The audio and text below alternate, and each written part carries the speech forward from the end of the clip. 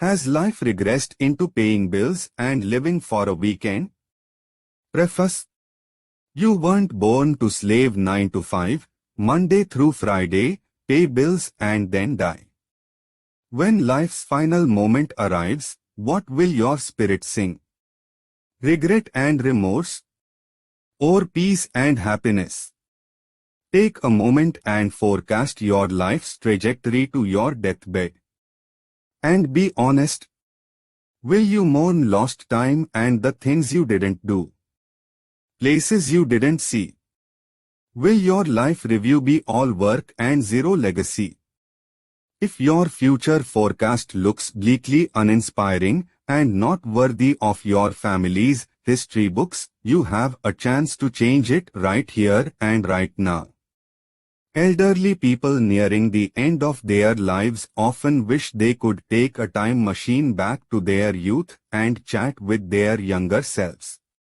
Once there, they would tell their younger selves their life wisdom and regretful warnings that only decades of experience could reveal. By changing the past, they hope to change the future, which has become today. Sadly, what remains is a life haunted by the ghosts of dead dreams which have long died. After selling my internet company in 2007 and retiring young in my 30s as opposed to old in my 60s, I set off to tackle the younger self question as it pertained to life and business. If I could go back and speak to 20-year-old me, someone who consistently struggled, what foresight would I share? What wisdom did I need slapped in my face? What did my failures unearth? And more importantly, how could other people benefit from this wisdom? After 3 years of self-reflection, the rough draft made Moby Dick look like a novella. Yes, my many mistakes and their learnings filled page after page. But even more revealing, I ended up with a book unlike anything else available, a book completely contrary to mainstream thought. In other words, happiness wasn't found doing what conventional wisdom embraced, but doing exactly the opposite. While there are countless books on finance, navigating life, and starting businesses, none of them told the real story.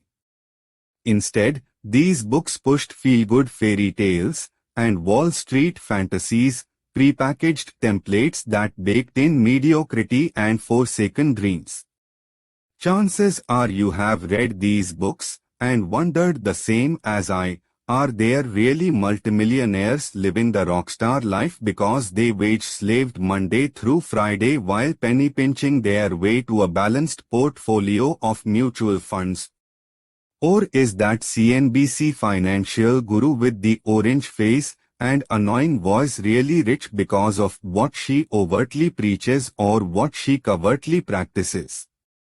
And my favorite, can I really live the dream selling Amway while alienating my friends and family in the process? During production, publishing experts warned that my book would never sell. Those same experts also said I was committing the ultimate author sacrilege. I wasn't pushing readers into a back-end sales funnel, so I could sell you a coaching seminar costing as much as a Cadillac. Well, I didn't give a shit. I was writing from my heart. Not for fame, fortune, or some egocentric motive that could catapult me into the privileged world of gurus and seminar hustlers. In 2011, after a year-long editing marathon, I finally self-published The Millionaire Fast Lane with limited distribution and no fanfare. And by no fanfare, I mean I didn't hire a PR firm to hack the bestseller list with a phony launch scheme. I didn't benefit from any quid pro quo endorsements from influencers or thought leaders. I spent virtually nothing on advertising. The mainstream media ignored me. Bloggers ignored me. The startup clique rolling the hallowed streets of Silicon Valley ignored me. But you know who didn't ignore me? Readers tired of average advice from average books promoting an average life. As months passed, the book sold in steady chunks. Dozens of sales turned into hundreds, then thousands, then tens of thousands. Soon, sales exceeded $8 million and then $2 million. Language licensing and translations followed, Korean, Japanese, Italian, and more. My Twitter feed blew up with readers who couldn't put the book down. Might be the best book I have ever read. Brilliant business wisdom. Listening to your book is blowing my mind. And many more. Despite what many deemed a cheesy, get-rich-quick title and an ugly cover, the book hit #1 on Amazon in multiple categories and on multiple occasions. While the book never hit the New York Times bestseller list, it has sold more than most of them. Mind you, the average self-published book pulls in about $900 in retail sales. In the end, I shocked readers by coming clean, serving up a comprehensive roadmap for financial success, one based on indisputable mathematics, regardless of time, circumstance, or economics. Readers got the tough love truth about entrepreneurship, self-made wealth, the hypocrites who preach it, and even happiness. As Fast Lane spread worldwide, readers begged, "We want another book." Fast Lane was resurrecting dreams and changing lives. While writing two books in the same genre was not my intent, I knew another book lived in me, because the greatest con of the century exposed in Fast Lane was only growing stronger. And in its wake, it was destroying critical thought and personal responsibility and ultimately murdering dreams. While Fast Lane unmasked the myths of wealth, it really hinted at something more, an esoteric reality hidden in the fabric of society, a cultural underbelly threading something insidiously deceptive, a sociological scheme sentencing your life to an existence of blind obedience, resigned mediocrity, and abandoned dreams. You see, if you fail your dreams, it won't be because you lacked effort or enthusiasm, it will be because your life was sold into a Machiavellian system where your lifetime role was already scripted for an uninspiring performance. You have been unwittingly cast to play a rigged carnival game masquerading as life, which few win and many lose. Unscripted, life, liberty, and the pursuit of entrepreneurship is your pen to rewrite a future that's already been written. Don't wait for life's twilight to dream about a time machine, it exists in this moment. Your younger self is here. Right now. And it's excited for the opportunity to resurrect your dreams and change the history that awaits. Introduction. Unscripted, adjective. Not following a prepared script. Merriam-Webster Dictionary. Life, liberty, and the pursuit of entrepreneurship. It's awaking in the morning and pinching yourself black and blue that OMG, this is my life, and it's freaking awesome. You live in your dream house, but there is no mortgage. No alarm clock, no boss, no bills. No claims on the day's time other than what you choose. It's making more money before breakfast than you made for an entire week at your last job. It's a crazy expensive car parked in your garage, a victorious symbol that your dreams no longer sleep in fantasies, but are awake with reality. Make no mistake, this life exists. I know, because it's been mine for nearly 20 years.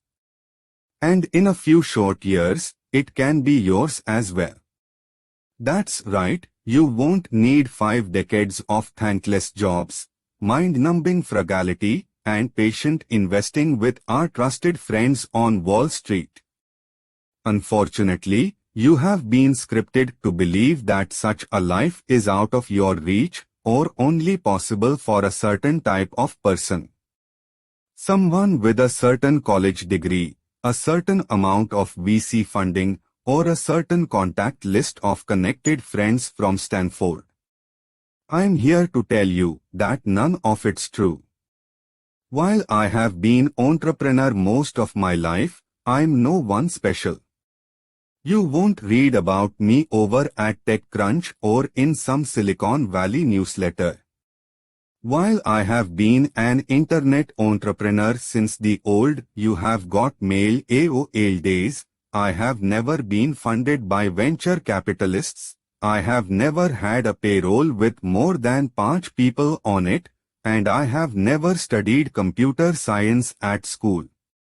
Despite this, I have been able to create profitable businesses that create the type of unscripted life I have described above. We are talking about 5- and 6-figure monthly profits with valuations in the millions. Although I have had 2 successful exits, don't let that scare you. It's just a welcome and sometimes unexpected side effect of the process. Now, you probably noticed this book is long. I mean like super long. There is a reason for this. I'm not one of these book-a-month authors who writes about a trendy marketing tactic that becomes ineffectively overused within a year. I'm not an author who writes 200 pages of filler about one concept when only 4 paragraphs are enough. In other words, I didn't spend 3 years writing this book to enlarge my income streams, I wrote it to change your life. And in order to change your life, a lot needs to be said. Yes, this goes beyond starting a business and making some side cash, it's about reclaiming life and liberty through the pursuit of entrepreneurship. If you don't know, let me break it to you, slavery still exists. Except today's contemporary slavery is called the script, an implied social contract whereas a gilded cage is exchanged for voluntary indebtedness and lifelong toil, a price sacrificed by a non-redeemable 50 years of Monday through Friday, an invisible servitude in which freedom is only promised by the arrival of life's fading twilight. Unscripted is your blueprint into an awakening of abundance, freedom, and happiness, a keystone to unleashing a life few dream of. In part 1, I will identify the problem that has haunted you since you have been old enough to have a job. You have sensed it, felt it, and now, you fear you are living it. In part 2, I will expose the greatest con of the century and detail exactly how it has stolen your dreams, and if you allow it, it will steal your life. To defeat a thief, you have to understand the thief. In part 3, I will unveil the high-definition vision of what is possible once your mind is free from the cultural doctrines ruling the game. In part 4, the bulk of this book, I will reveal the definitive blueprint to unscripted entrepreneurship, a detailed framework that will show you how to start a business that just doesn't keep the bill-paying treadmill circulating, it breaks it, and then it changes your life forever. In part 5, I will detail the greatest passive income system in existence where work becomes optional. Yup, you will learn how to never work another day in your life, where to find it, and how to get started immediately. If you haven't read my first book, The Millionaire Fast Lane, don't worry. Unscripted stands alone. I wouldn't have published it if I didn't think it could change lives. Question is, will you allow it to change yours? First, if you have a great job, a chummy relationship with your boss, and are just thrilled with your 401k, congratulations. I give you mad props. You are winning a rigged game. You are that dude who wins the giant stuffed elephant at the traveling carnival. How you tossed those plastic rings around the beer bottles, I will never know. However, in light of your superpowers, this book probably isn't for you. Second, I don't believe you can change your life by reading another financial freedom book that worships eras, stock market investing, and soul-suffocating frugality. Do you really want to read another biblical-sized lecture idolizing the compound interest fantasy? Hit Amazon and you'll find 10 gazillion books on such crap. This book's title is Unscripted, not be like fucking everyone else on the planet. Third, Unscripted is for you if your life has become hopeless and dissatisfying. It's for you if you are held hostage by a weekday and the bribery of its paycheck. If you are sick of the suck and tired of the tiresome, the break room gossip, the organizational politics, the managerial ass-kissing, and whatever else boils when multiple human beings are tossed in a box and tasked with corporate minutiae, I have your escape. Unscripted is for you if you crave autonomy and the creative license to pursue work that matters. It's for you if you are a youngster who would rather live richly young, travel, nice cars, free time versus waiting to live richly old, wheelchairs, arthritis, and bridge. It's for you if you have X-ray vision and can see what your parents cannot, that life's formulaic template has become dated and flawed. But most importantly, Unscripted is for you if you have been an aspiring entrepreneur far too long, someone who can't turn a corner, turn a break, or turn a profit. Someone who might already own a business, but like a job, it steals time and just barely keeps the bills paid until next month. If you are someone who would rather hear the discomforting truths from a multimillionaire over another broke blogger peddling in fantasies and narcissistic feel-good platitudes, I have your escape. Finally, Unscripted is for you if you are willing to risk changing yourself. Everyone wants change, but few want to change their choices. This book will be tough because life is tough. Uncomfortable truths, belief challenges, and ego-shattering revelations lie ahead. Some will assign Unscripted's blunt and insulting tone to themselves and miss the point entirely. If you think I'm a rude, politically incorrect asshole, please return to your safe space and ask for a refund. Your opinion changes nothing about my reality, but I'm hoping mine changes yours. I didn't write Unscripted to coddle and protect the status quo that's been suffocating your dreams. Disruptive change doesn't come from some mental masturbation that sparks one day and flames out the next. It comes from the depths of your heart and soul. If you are open to the red pill, I have your escape. So, if I haven't been clear, let me be now. Unscripted is not something you try, it's something you live. If you are ready for the challenge, get ready for a shit your pants revelation that everything you have been taught and told is bullshit. Legendary bullshit. We are talking stuff that would make Ponji feel outscammed and outlied. Don't be mistaken, Unscripted is not about paradigm shifts. I hate that phrase. A paradigm shift doesn't keep a sinking Titanic afloat. The problem is the paradigm itself. The problem is that you have allowed the paradigm to set the rules, call the shots, and dictate the decisions. The problem is you have allowed ordinary thinking preached by ordinary people to produce exactly that, an ordinary life. The paradigm shift is realizing that the paradigm is shit. Chapter 8 Tales from the Script.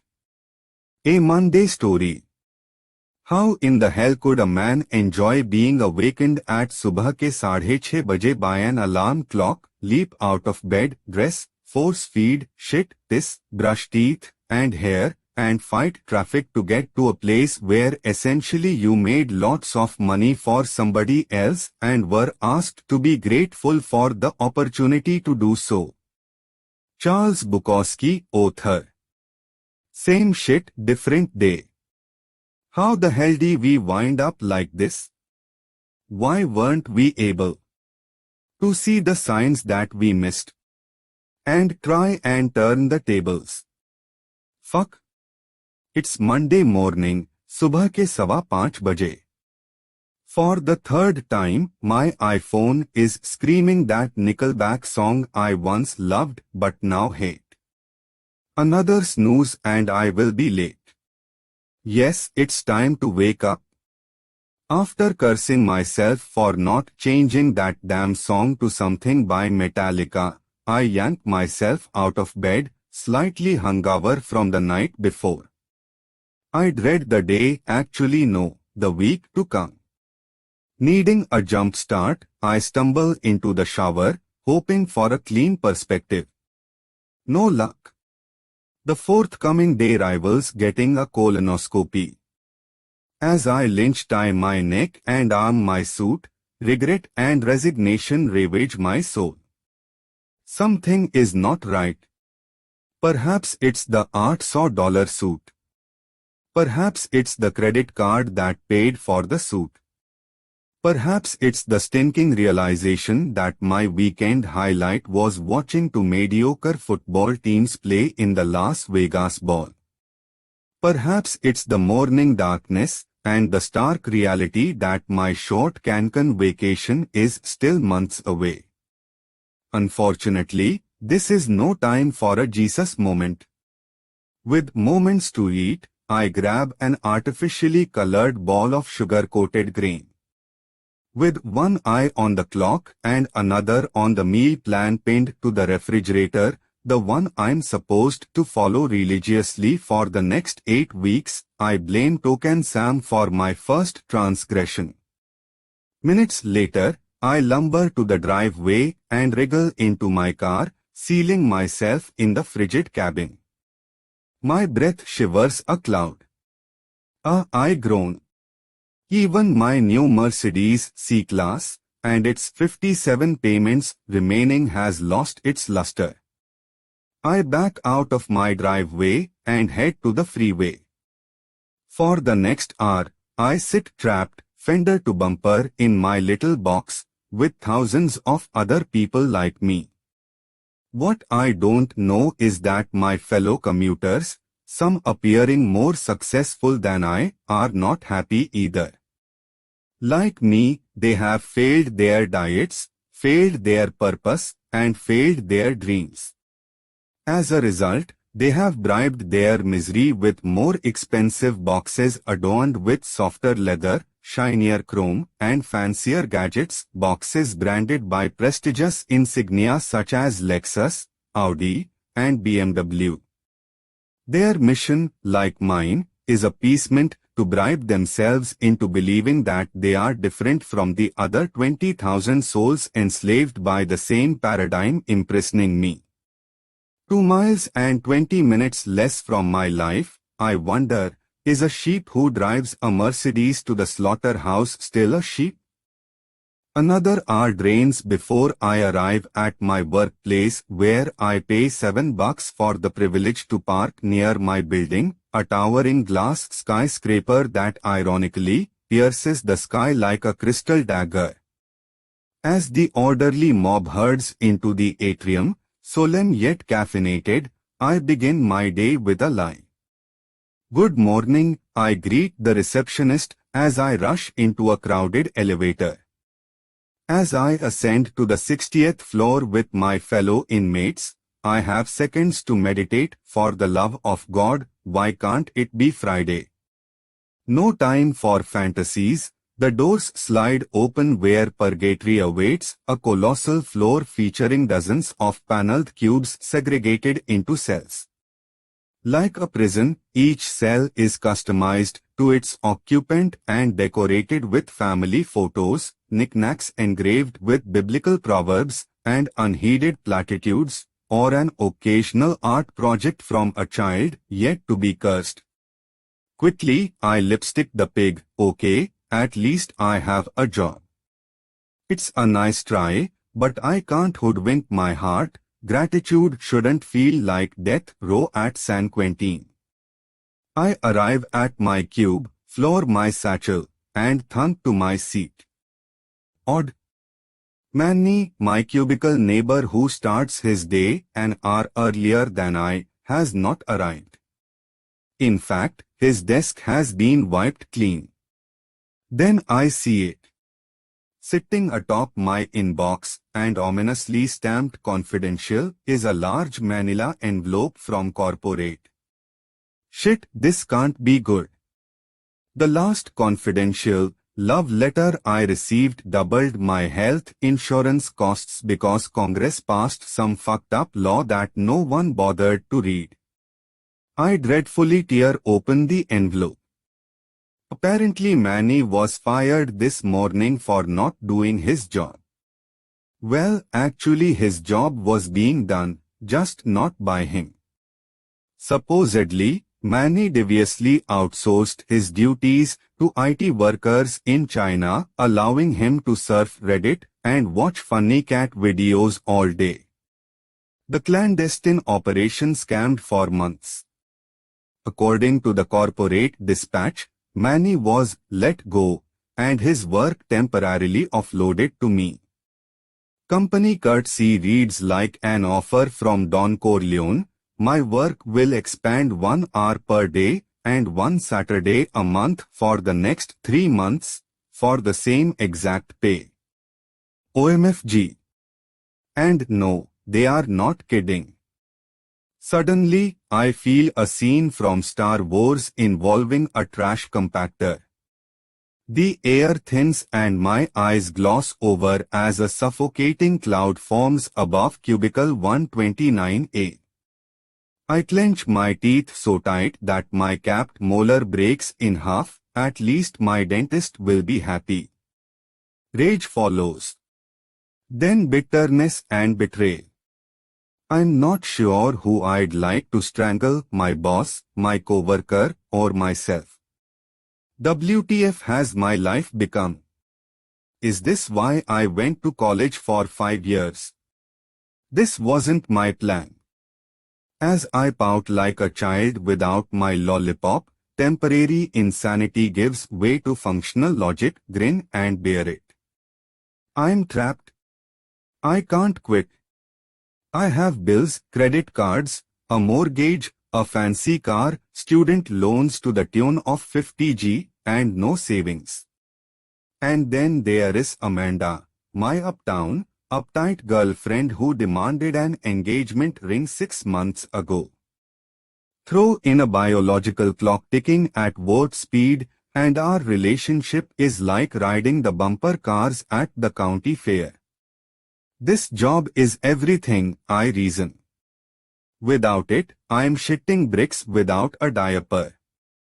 For the next 4 hours, I sit in my cube, poking into my computer, suffering though the minutiae of purchase orders, past due invoices, and IRs, internal escalation reports, the corporate world's version of schoolyard demerits. As my day drags on, and I realize 4 more days of this insufferable hell awaits, and half my Saturday, I stomach a depressing truth: my dreams are dead. The consolation prize for them has become a car and a weekend. For the rest of my day, I slag through work, eyeballing the clock like a dog salivating for a bone. Tick by tick, minute by minute, the clock widens, the incongruence gnawing at my brain. With each passing, a part of my soul dies. And yet each moves me closer to the day's freedom. 10 hours earlier, time ordered me awake, and now, time orders me to leave. I hop back into my car, joining the others who endured a similar soul-suffocating day. I'm relieved it's over and a lifeboat awaits. It's Monday, and Monday means NFL football. I crack the day's first smile, one that disappears 7 minutes later. There is an accident on the I-90 freeway, and I won't be home for another 2 hours. And I will miss most of the game. At home, defeated and demoralized, I drop-kick myself to the couch and crack open a cold Budweiser. It tastes like chilled piss. One sip and it's clear. Don't use a butter knife when a chainsaw is needed. 4 shots of Jack Daniels later, and it's mission accomplished. The room is spinning. I'm lost to the television and catch the final 10 minutes of the Steelers-Broncos game, a blowout not worth watching. Channel flipping through alternate realities, I pay homage to the television. I can anonymously watch the lives of those suffering the same doldrums as me, or interestingly, those who have been lucky and escaped it. As I toast the death of my dreams, a Law and Order rerun gives way to an infomercial narrated by an overexcited dude with a bad British accent. He is selling a fat-squashing spandex compression girdle. Apparently, 10 years of custard donuts has a 10-second fix, assuming you don't get naked with the fool you fooled. As the hucksters and their fat-choking bustier below on, I slowly fade and pass out, not into a deep sleep but a shallow oblivion void of rejuvenation. Hours seem like minutes, abruptly shattered by a morning noise. How the hell did we wind up like this? Why weren't we able to see the signs that we missed and try and turn the tables? Fuck. It's time to do this again. Chapter 2. Careless Whispers. Guilty souls have no rhythm. None of us will ever accomplish anything excellent or commanding except when he listens to this whisper which is heard by him alone. Thomas Carlyle, philosopher. That something is indeed something. This story was my story. While I have adapted and embellished it to contemporary life, it's ghostwritten by my experience.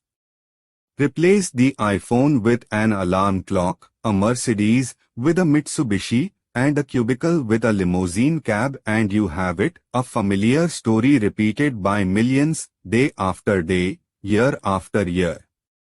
While my story might not resemble your day, many walls can cage a prison. I had many a warehouse, the front seat of a cargo van, a data entry cubicle, and how could I forget a filthy kitchen in a Chinese restaurant? Your prison could be a nondescript office in a skyscraper, a suburban precinct, or a hospital operating room. Even esteemed professionals, doctors and lawyers, have found that the most comfortably respected prison is still, well, a prison. However, what's important are not the walls that frame your story but the sense that something is wrong. A careless whisper guilts your soul, a heartfelt pleading bemoaning regret and restlessness, a guttural dissonance which you have camouflaged by the mundane and the mediocre. If you are young, perhaps you haven't felt this something yet, but you have seen it. For example, take this post at the Fast Lane Forum. I'm 19, finishing my second year of college. As I sit around the table with my family and spin the spaghetti around my fork, it's clear. My mother has been working 15 years at a job she hates. My father has a master's degree in electrical engineering where he is worked at NASA making military hardware. He has been laid off several times and gone unemployed for months at a stretch. He works now, but I noticed something. They are not happy. The life is sucked out of them. No passion, no dreams, no goals, just the same thing. Every single day. Ached. Like this student observed, many of these some things are tangible. They can sit in front of you as to parents dead to the world. My something was framed on a wall to business degrees that cost me 5 years and $40,000, yeah, the ones that got me that great $10 an hour job slinging pipe in the Chicago slums. Your tangible something could be your garage, the one with the 23 horsepower riding mower, surely jeering the neighbors envious, and yet you are still unfulfilled and unhappy. Or worse, it's an air mattress in your parents' basement, the one you bought for camping that's become a temporary bed, at least until you can figure things out before your 33rd birthday. The other somethings are intangible and resonate as white noise, a nagging chorus of dissonant emotions continually whispering life's will. If you are younger, one of these whispers could be shame pacified by faux fame. You have earned rockstar status on Xbox Live, but in the real world, you haven't earned jack. Another whisper could be the sting of insignificance. If you were suddenly kidnapped and beamed to planet Romulus, no one outside your family would give a shit other than your roommate, who really isn't missing you, he just misses your half of the rent payment. Other whispers are weekly appointments with anguish. The arrival of Sunday night and its awaiting Monday feels like hide and seek with the Grim Reaper. Or perhaps the whisper is contempt salted with guilt. You hate your job, your boss, and your company, but damn, that paycheck is instant amnesia. If you are older, the whispers likely stew as frustration. You did everything right in life as recommended and directed by authority, and yet, no matter how much you work, save, and scrimp, getting ahead is impossible. Some urgent expense always looms. The dog needs shots, the car needs tires, or the kids need cash for a school project. Other whispers echo as disbelief and skepticism. The bank paid 7 cents in interest last year, and at the rate your 401k is growing, you'll retire by the 24th century. And then there is perhaps the most haunting whisper, regret. You were going to do something with your life. Be rich, famous, a CEO, independently successful. A parent who spends time with their kids beyond throwing a pizza on the dinner table and calling it a night. Yup, you were going to be accomplished, proud, and happy. But now it's all a dead dream sitting atop a stack of bills, atop a desk, atop a mediocre life. Every something tormenting your daily humdrum hints of a great deception. Clues to a ruse. An imminent awareness that only needs its confession. You are living, but you aren't alive.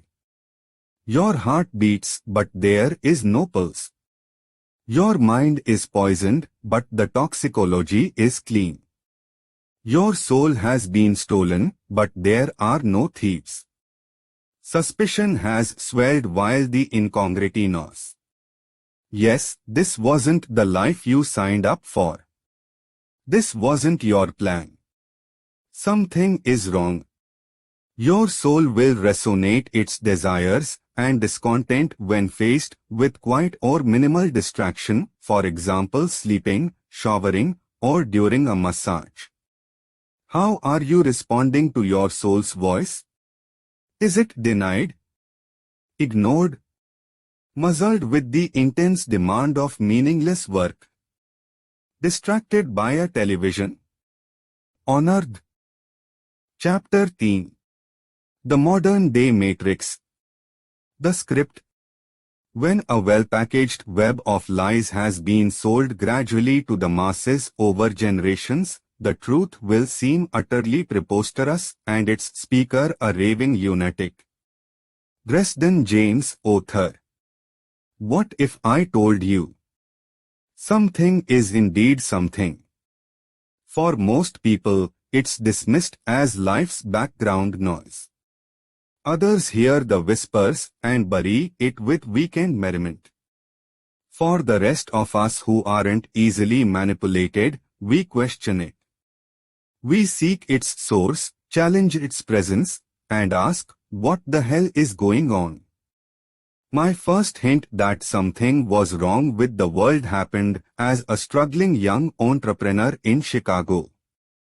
At the time, I had a menial job as a limousine driver, which paid my bills and funded my crazy business ideas. Because the job required a special license granted by the city, I had to drive downtown to take a test for its qualification. I arrived early with time to blow, so I grabbed a coffee and seated myself at a cafe window. As I gazed out into the commuter swarms navigating the Monday morning rush, I noticed something. Everyone moved with an airy robotic efficiency, indifferent and obtuse. The variety of faces, no matter the age, race, or gender, were uniformly vacant and resigned, each etched with a stone-faced glower as if they have walked the walk 1,000 times. As the organized freneticism mesmerized me, the street rush slowly faded into an obscure moving fog. Unique individuals with goals, dreams, and aspirations, sons, daughters, wives, husbands, all suddenly blurred into a single collective as if one organism compelled by instinct. Did any part of the sum question why they were on a frozen street at 6:30 a.m.? And why would they repeat the same insanity for the next 4 days? Was anyone pursuing their dream, or were they pursuing what culture programmed them to pursue? The sudden realization struck me and frightened me. It was not free will at work, but conditioned instinct, like a bee buzzing to the hive or an ant marching to an anthill. Moreover, dress or implied social hierarchy played no relevance. Three-piece suits, jeans, work overalls, the horde behaved as if controlled by a single puppet master. As I reflected on the scene, I knew I could never, and would never, be normal as prescribed by cultural routine. That day sealed my fate as an entrepreneur, either one who would eventually succeed or one who would fail and die trying. Lucky for me and you, entrepreneurship was the snips that clipped the puppet master's strings. In the 1999 hit movie, The Matrix, Neo is given a choice: swallow the blue pill and continue living a mediocre ignorance, or swallow the red pill and jolt awake to a free but imperfect truth. Within the film's dark dystopia, the Matrix represents the default operating system for the human species, a virtual reality enslaving us to a parasitic machine race. While comatose and imprisoned, the machines feed our minds with a simulation designed to keep us oblivious, distracted, and obedient to the system draining our humanity. Well, what if I told you that our world suffers from the same deception, a deception orchestrated not by artificial intelligence but by conventional intelligence? A deception of unchallenged and outdated wisdom, a dream-killing dogma tyrannized by stale traditions, narrow beliefs, and cultural conformity. A deception that represents the greatest con of the civilized world, a ruse that feigns freedom and comfort, when in truth, its sole purpose is economic slavery and human homogenization, a servitude system where you become an instrument, not of inspiration or aspiration but of perspiration and desperation. What if I told you that this deception has infiltrated your mind and embedded itself as your default operating system, an autonomous program shadowing your entire life, from cradle to grave, from career to companionship, a presumptuous, yet unwritten rulebook by which all decisions are weighed regardless of consequence to heart or soul? What if I told you that this operating system has granted you an inauthentic life of someone else's design? A life you did not choose. A life meticulously pre-planned and preordained to follow a predictable blueprint of mediocrity. A life where dreams are forsaken for a television and a paycheck. A life consecrated by an obsolete template, decreed by authority, sanctified by education, certified by media, and obfuscated by government.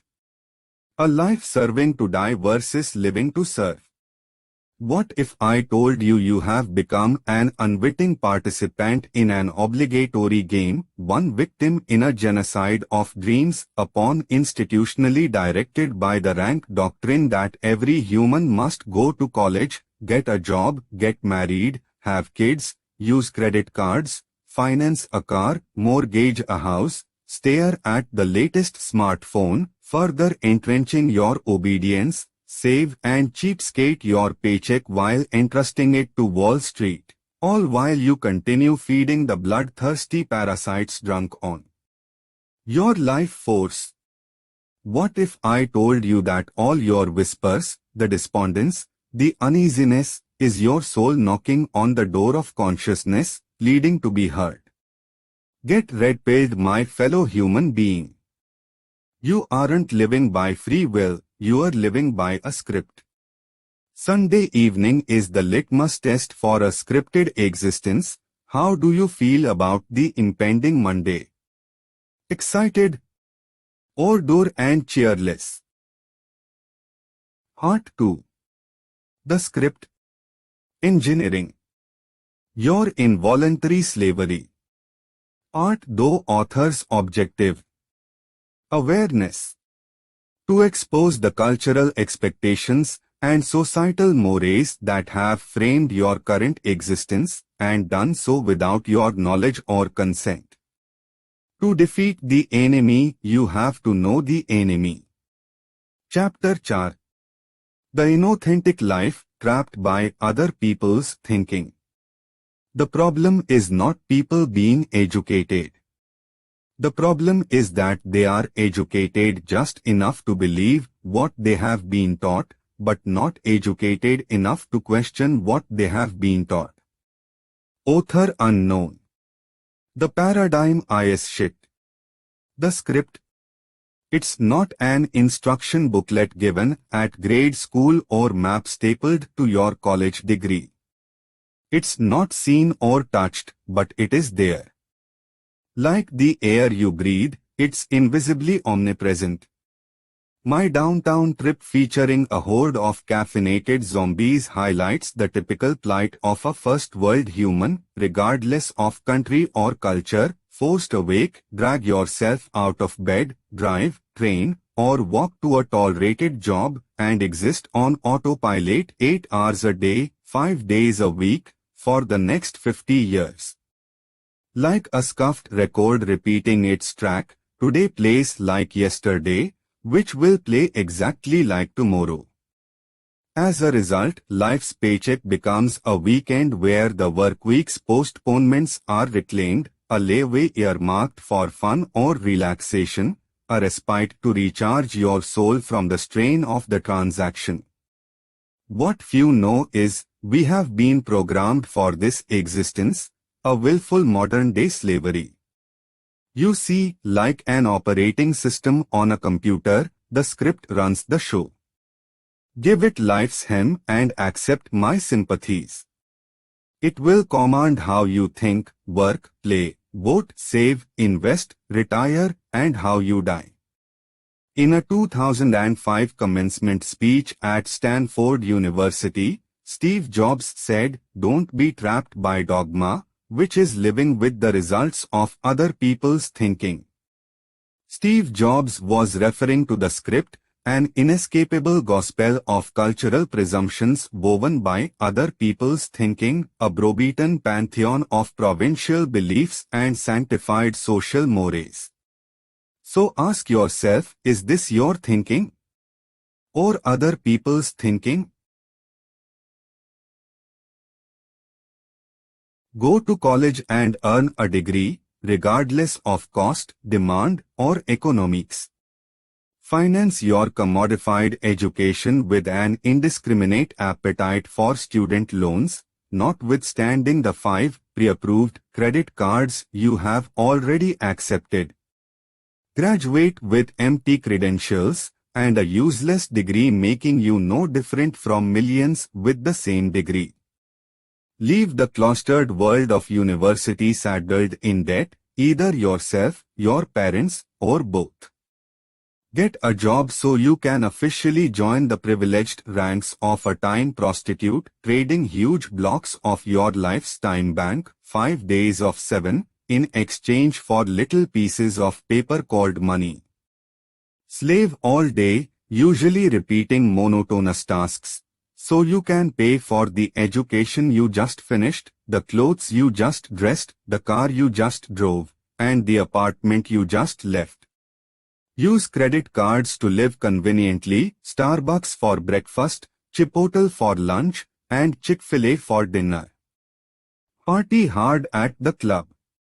Buy rounds of drinks, trying to impress strangers and women out of your league. Buy overpriced bottles of vodka, hit the VIP room and try impressing them more. Rack up debt unrestrained, after all, it's celebration time, you graduated. Grow older. Climb the corporate ladder. Wake up, hit snooze, and wake up again. Get into a routine, work, traffic, Seinfeld reruns, sleep. Repeat 4 times this week. Work overtime and show your corporate overlords that you are willing to do whatever it takes. Schmooze your boss, the one with the bad suit and the bad breath. Hate your job, tolerate your coworkers, but love your paycheck. Get a pay raise and a promotion. Buy a cool car, a cool condo, and some cool clothes. Live a fabulous weekend enriched by spirited drinking and escapism entertainment. Work hard, play harder. Spend unrestrained, after all, YOLO.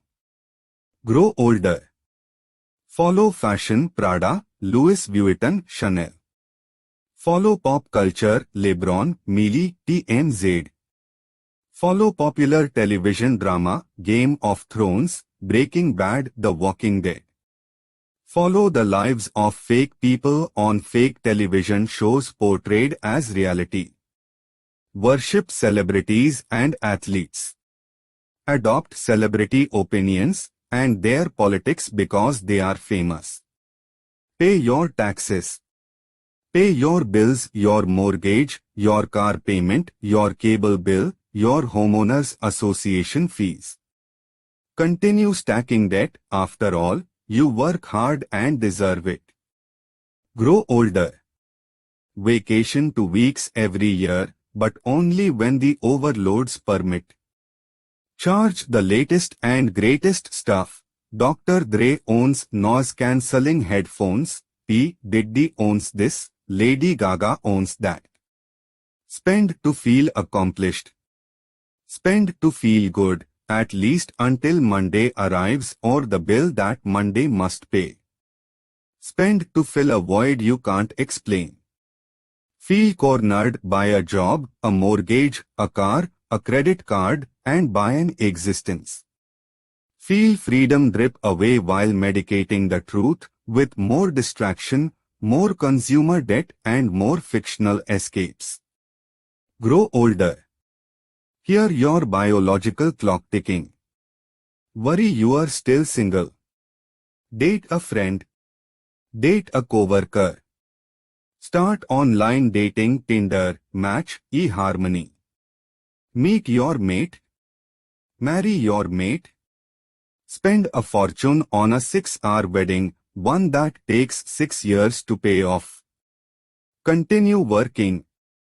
Continue spending. Continue distraction. Continue dreading your Sunday night. Dread Monday more. Dream about quitting.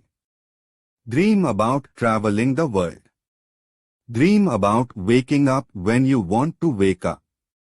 Dream about greatness, something more meaningful than the meaningless of paying bills and repeating. Dream about dreams long dead. Grow older. Have kids. Raise your kids. Get responsible. Change your debt perception. Start retirement planning. Follow the advice of obnoxious radio personalities, like the one with the orange tan and the popped collar. Take financial advice brokered by broke brokers. Learn how to get rich from people who aren't rich. Save 10% of your paycheck, max your 401k, contribute to an IRA and an indexed mutual fund. Invest everything saved into the stock market, hope for 10%, and pray to avoid a crash. Save for your child's college education. Work harder and longer. Get out of debt. Make a budget. Follow a budget. Clip coupons. Cancel the movie channels. Cancel the cable subscription. Stop drinking Starbucks. Stop eating Chipotle. Bag a lunch.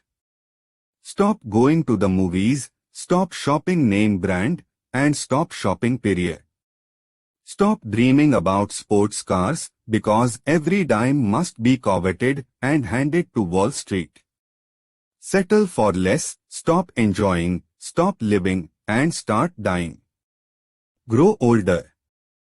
Trust you'll be able to retire by 65. Trust you'll be alive by 65. Trust Wall Street.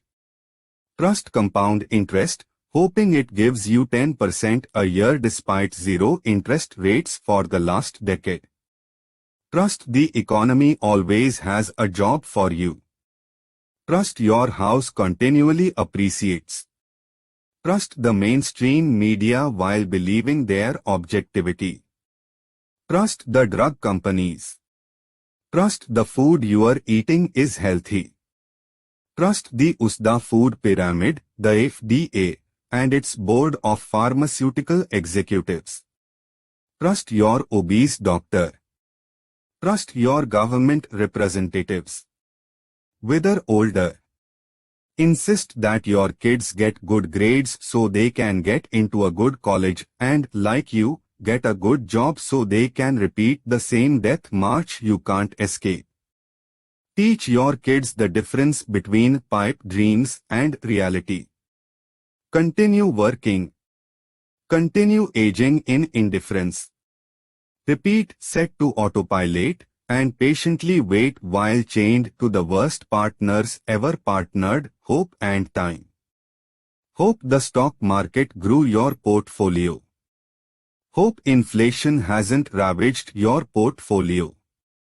Hope compound interest yields the projected returns promised by the fiscal sycophants. Hope your money hasn't been hyperinflated away by blank check politicians. Hope social security still exists. Hope there is enough money left to win the free time you have never had and always dreamed of. Wither older. Feel regret. Remorse. Your bucket list is full and your time bank is near empty. Your portfolio shares a similar state of emptiness. Hit 65. Come to the unpleasant truth that hope and time haven't yielded the promised 10% per year. Delay retirement. Delay the wife's retirement. Delay for more work, more saving, and more frugality. Unfortunately, time doesn't give a shit. Time doesn't care that you were promised a carefree retirement because you trusted 6 decades to an index fund. Time doesn't care that you are years away from a dream cruise. Time doesn't care that you worked for 60 years, spent a fortune bolstering the economy, and paid a king's ransom in taxes. Time doesn't care what was promised and not delivered. Because time says it's time to die. Before retirement, before the bucket list, before resolving the regret. Welcome to the script. Manufactured by conventional wisdom. Distributed by institutionalized indoctrination. And swallowed with blind faith. Wake up, the product being manufactured is you. Herds are organized for economic purposes, slaughter, shearing, milking. Herd with the crowd and you will get predictable results designed for the crowd. How I escaped manufactured mediocrity.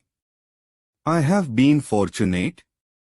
Unlike most youngsters, my scripted programming was stalled by a viral seed of doubt. But it didn't start that way. As expected, environment and circumstance kickstarted the process. I was raised in a dysfunctional lower middle class family, a fertile garden for scripted roots. By my early teens, the bedrock had been laid: get good grades, get into a good college, graduate, and get a good job. My dreams of an extraordinary life suffered an early death with the death of my parents' marriage.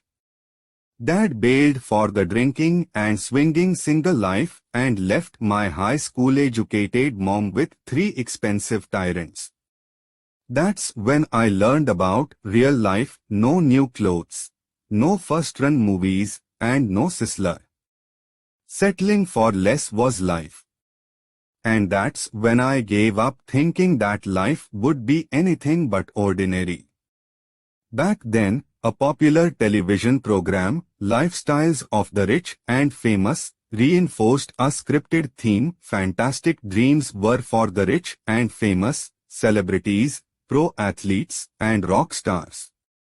I couldn't sing, my gut swallowed my waist, and I certainly wasn't Sinatra's second coming. Circumstances cultivated the seed, and script indoctrination was underway. And then something happened.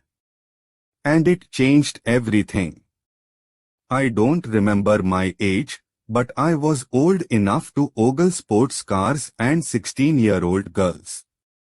While rolling over to the ice cream parlor, hoping to further inflate the tire around my stomach, I spotted a Lamborghini Countach parked outside my dream car. I froze in a drooling, wide-eyed trance. My appetite forgotten. My shyness spurned. Overcome with adrenaline, I kissed my comfort zone goodbye and asked the young owner what he did for work. His response? He said he was an entrepreneur, specifically an inventor.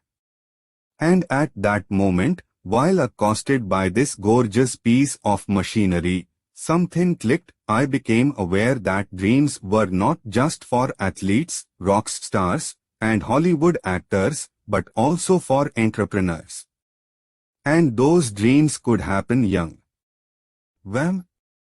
The script's viral threat was born.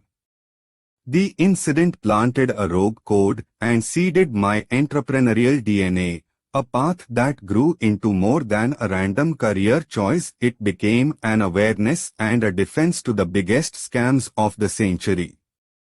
In the years that followed, I nurtured this seed while the script failed its assimilation. As a teenager, I practiced neighborhood entrepreneurship, albeit failingly, more on that later. In high school and college, I studied entrepreneurship extensively on my own. My school offered no such curriculum. Story after story, my research confirmed the truth. Successful entrepreneurs were among the few who lived extraordinarily, both in material and spiritual abundance. Mind you, back then business startups weren't glorified by weekly reports of billion-dollar liquidation events from upstart garage projects and ramen noodle diets. By the time I graduated college, having suffered through a melange of how to be a good employee, I was further all in on entrepreneurship, knowing I could never lynch a tie 5 times a week. Life, liberty, and the pursuit of entrepreneurship would not be my job. It would be my life. However, looking back, I wasn't prepared for what awaited, a world that sucked the same song from every radio where lowering the volume is as difficult as bending steel with your bare hands. Continue onward and let the truth be your mute. What presumptive rules, social mores, and cultural norms have you followed without question? And have those constructs given you the life you dreamed? Chapter 5. Conventional Wisdom. The road to a conventional life. Is there any point in public debate in a society where hardly anyone has been taught how to think, while millions have been taught what to think? Peter Hitchens, journalist and author. Conventional ordinary mediocrity. The script's most powerful weapon is its implied social contract, a social contract inked by conventional wisdom dispensed by conventional people living conventional lives. And anytime you comply with the social mandates, you endorse the contract. However, the jig doesn't end there. Dig deeper and the script packs a more insidious truth, an institutional army of parasites, profiteers, and conspirators who feed off scripted hosts. Deep Throat had it right, follow the money. The official definition. The script is conventional wisdom directing a conventional life, dispensed by either a compromised party of convention or a profiteering party of prejudice. Now, when I say conventional wisdom, I am not referencing uncommon sense, like gambling your entire paycheck at the roulette table or driving after 9 margaritas. Nope, I am talking about the unchallenged social standards and assumptive dogma driving the human experience within any first world culture. Take for example the following statements, all representing either prescriptive or assumptive scripted doctrine. To succeed in life, you need a college degree. A college graduate earns X more dollars than someone who doesn't. Comfort and security start with a good job at a good company. Starting a business is risky. To get rich, you should pinch pennies and eliminate all unnecessary expenditures. To grow wealth, you should faithfully invest your saved pennies into the stock market, preferably in a low-cost indexed mutual fund. To retire rich, be patient through the decades and let compound interest work its magic. Wealth is measured by your bank account and the material possessions it buys, the house where you live, the car you drive, the clothes you wear. Your home is a great investment. Monday through Friday is for work, Saturday and Sunday are for play. Retirement happens at 65 or, if you are a hard worker and a good investor, 55. The trusted instruments of wealth accumulation are IRAs, 401 KS, and a well-diversified portfolio, namely indexed mutual funds. If you want to make more money, go back to school and get an advanced degree. Money doesn't buy happiness. Good things come to those who wait. Follow your passion, do what you love, and you'll never work another day in your life. Time is money. Each of these statements, or any derivative phrasing, is what I call script speak. On any given day, at any given website, you are perpetually bludgeoned over the head with this bunk like no one has heard it before. If this advice has you stuck in a shithole, take heart.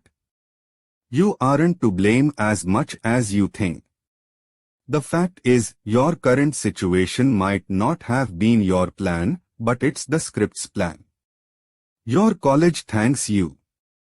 Your bank thanks you. Your government thanks you.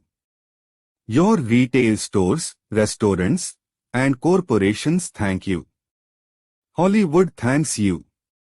Wall Street's minions, their brokers, their bankers, and their CNBC personalities thank you. And moving forward unchanged, they will thank you until you have worked your last hour and invested your last dime. You see, like Steve Jobs, who wasn't trapped by the dogma of conventional wisdom, the rich get richer because the rich aren't bound by the script, they are the ones profiting from it. The proliferation of script speak is not random. It is either autonomically regurgitated by a compromised party or meticulously orchestrated by a prejudiced party. No matter who's the parrot, you should listen to neither. The compromised party of convention, the crowd. A compromised party is someone who holds the script as their life's operating system. Compromised parties can be friends, family, co-workers, and authority figures, teachers, coaches, and guidance counselors. As such, script propagation is parroted. The compromised party was taught X, Y, and Z as a youngster, and now, as an adult, they will convey the same beliefs because it's the only reality they know. The 9-to-5, paycheck to paycheck, live for a weekend is their life, and it shall become yours. As a result, you are another cow to be milked, no better than a soldier and given his marching orders by the queen. When it comes to script speak from the scripted, ask yourself this: if I accept average advice from average people living average lives, can I expect to be anything but average? The profiteering party of prejudice, the money. Like a compromised party, a prejudiced party also disseminates scripted doctrine. However, whereas a compromised party parrots platitudes simply because they think it's best for you, a prejudiced party profits from script speak. For example, a typical prejudiced party writes articles about how a scripted existence will yield future fortunes. As such, they profit from the sale of books, financial products, seminars, and various other fee-based products or services. For example, in December of 2015, a MarketWatch.com article led with the headline, "How Time Can Turn $3,000 into $50 million." Though in this perfect example of scripted horse shit, the author begins his fantasy with the statement, "I can't say I have done it, but I'm going to show you how you could." Awesome! And let me show you how to jump out of an airplane without a parachute. Oh yeah, I haven't done it, but don't worry, you'll be in front of me to soften the blow when your ignorant butt splatters on the concrete. But wait, this shit gets better.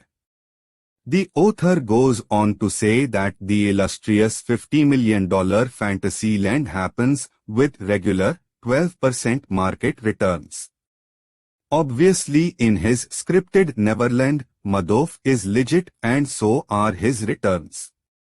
In any event, the author is involved in multiple ventures that profit from scripted doctrine, namely a wealth management and an investment advisory firm. Prejudiced party, ya think. Lock, stock, and barrel. No. I am the boss of me. Daddy, I love your Lego castles. Are you going to be a king when you grow up? Billy, nah, I wanna live in a trailer next to the steel mill. When I grow up, I'm gonna be scrubbing the castle's toilets.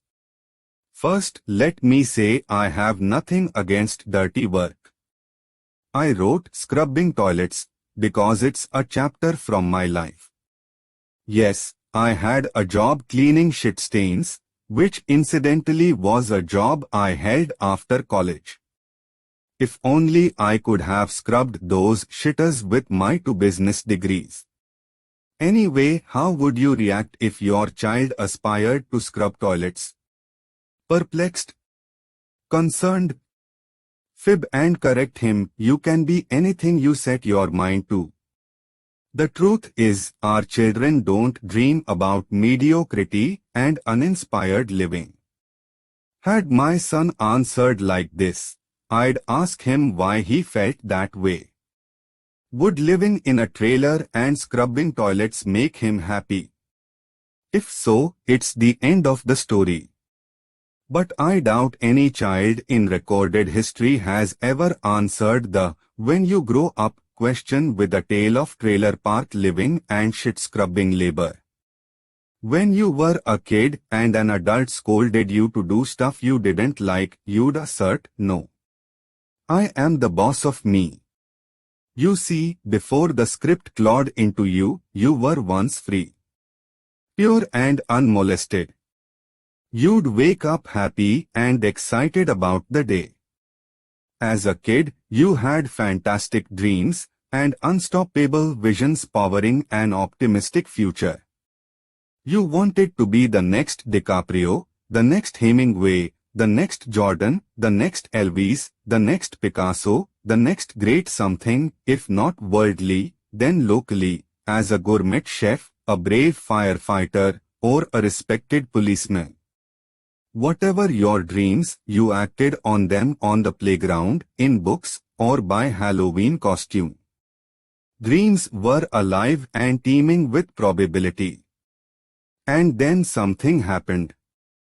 You grew up. Suddenly you were no longer the boss of you.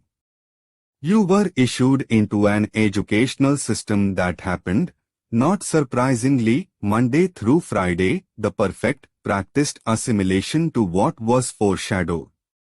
And suddenly the reality of your friends, family, and peers became yours. With no explanation and no event to mark the shift, everyone encouraging your dreams suddenly changed their stories. Be realistic. Grow up. That's impossible. Stop daydreaming about this and that. Reality became a picture painted by the brush strokes from everyone around you who lived in unremarkable mediocrity. What happened? The script modern civilization's impermeable intranet where dreams are killed and life routinizes into the mundane and trivial got into your head. And the rest becomes history, the worthless degree, the debt stockpile, the contemptible job, the weekend bribe, the elderly retirement. WHO or what has become the boss of you? A pile of student loan debt? A job, a car payment, or a mortgage? Unwritten expectations from family or peers. Chapter 6. The Scripted Operating System, the Web of Servitude. The ideal tyranny is that which is ignorantly self-administered by its victims. The most perfect slaves are, therefore, those which blissfully and unawarely enslave themselves. Dresden James, author. The Framework for Obedience. A spider weaves a web for one purpose, to ensnare prey for consumption later. Like a spider, the script also weaves a web, an operating system that programs your mind to accept a voluntary slavery destined for obedience and economic servitude. The scripted operating system, OS, codes itself with a distro. In computing a distro, is a software collection which distributes an operating system to end users. The script's distro is responsible for dissemination, then assimilation. And like all software programmed for a purpose, the scripted OS also has its purpose to manufacture you into a model citizen tamed to its precepts. Your defense is knowledge. Life, liberty, and the pursuit of entrepreneurship is the offense. Here is the scripted OS decoded. The seeders. Like a torrent hosted within a computer system, seeders write and enforce scripted doctrine. As described earlier, seeders are compromised or prejudiced parties. The hyperrealities. The script's illusions, the hyperrealities reinforce your obedience and captivity through deception, distortion, or diversion. Temporal prostitution. Seeders and their hyperrealities sanctify a criminal trade for your most precious asset, your time. The life paths. The illusion of free choice and deciding your slave owner, door A, the sidewalk, or door B, the slow lane. Both lead to the slaughterhouse. Neither makes you the boss of you. Distraction. If you are distracted, the scripted OS stays hidden. In ODEL, citizenship becomes a foregone conclusion. In ODEL citizenship, you unwillingly become a scripted servant who is M, mediocre, O, obedient, D, dependent, E, entertained, and L, flesh, and who then becomes a seeder, a compromised party propagating the scripted OS. Chapter 7. The seeders are life sucks, yours should too. We are not taught to be thinkers, but reflectors of our culture. Let's teach our children to be thinkers. Jack Fresco, futurist. The 6 seeders coding your indoctrination. Seeders indoctrinate and or disseminate. Either individuals or institutions, seeders are responsible for getting the software into your head and keeping it there. Whenever scripted doctrine risks exposure or faces scrutiny, it's a seeder's job to re-educate, or worse, shut down the debate entirely. Such re-education could be a flawed study, an article, or some other anecdotal item pushed by a biased party using one of many logical fallacies, often arguments based on emotion rather than fact. And in many cases, the person questioning convention is branded a quack or an extremist. For instance, had you lived in 10th century China, you would have been taught the earth is flat. The seeders, both compromised and prejudiced parties, then disseminate the lie. With a compromised party, the seeder is an authority figure, usually a parent or a teacher, who merely parrots what they learned or lived. 20 years ago my teacher taught me flat earth, and now you will learn it too. With a compromised party, there isn't malicious intent. The afflicted party is unknowingly miseducating you so that you fit in and are normal. In the other case, a prejudiced party knows the accepted presumption is a lie yet profits from its ongoing falsehood. In our flat earth tale, a prejudiced party could be a government, the media, or a business person. For instance, let's say you live in a small coastal village landlocked by impassable mountains. The village leaders tyrannically suggest every citizen work 16-hour days, 6 days a week. The village plutocrats, thanks to a profitable tax system, live lavishly and work sparingly. They also know the truth, the earth is not flat, but through benevolent, state-sponsored education, they teach the lie, the earth is flat, and sailing away is dangerous and risky. But trouble brews. Outside town lives a young boatman who dishonors the village chieftains and claims the earth is round. Behind his outlandish claim is another claim. He says he's successfully sailed the ocean and found a better way of life. Upon hearing such blasphemy and knowing its threat to the village's economic prosperity, the leaders, who control the media, publish news stories smearing the boatman as a crazy lunatic. Others label his reports as fake news. As such, the villagers dismiss the boatman and remain pliant to the cultural system their leaders have ordained, not knowing a better life is just a short sail to the east. Our world suffers a similar scenario, thanks to 6 seeders who have made the scripted OS as ubiquitous as Instagram narcissism. Those seeders are: 1. Friends and family. Our life sucks, so yours should too. I studied finance at college. Not because I enjoyed math, but because my family instructed, the money is in finance. My uncle was a successful Fortune 500 financial executive, so instead of studying entrepreneurship, I was stayed into depreciation formulas, standard deviations, and portfolio theory. After 4 expensive years, I earned a finance degree, despite being a creative, left-handed, cray-on-the-wall deviant who loved math as much as a prostate exam. After earning the accolade and hating every class, I had a gut check: shit, I can't do this for the rest of my life, even as a fallback for entrepreneurial failure. So I stayed and got another degree, one better suited for entrepreneurship, marketing.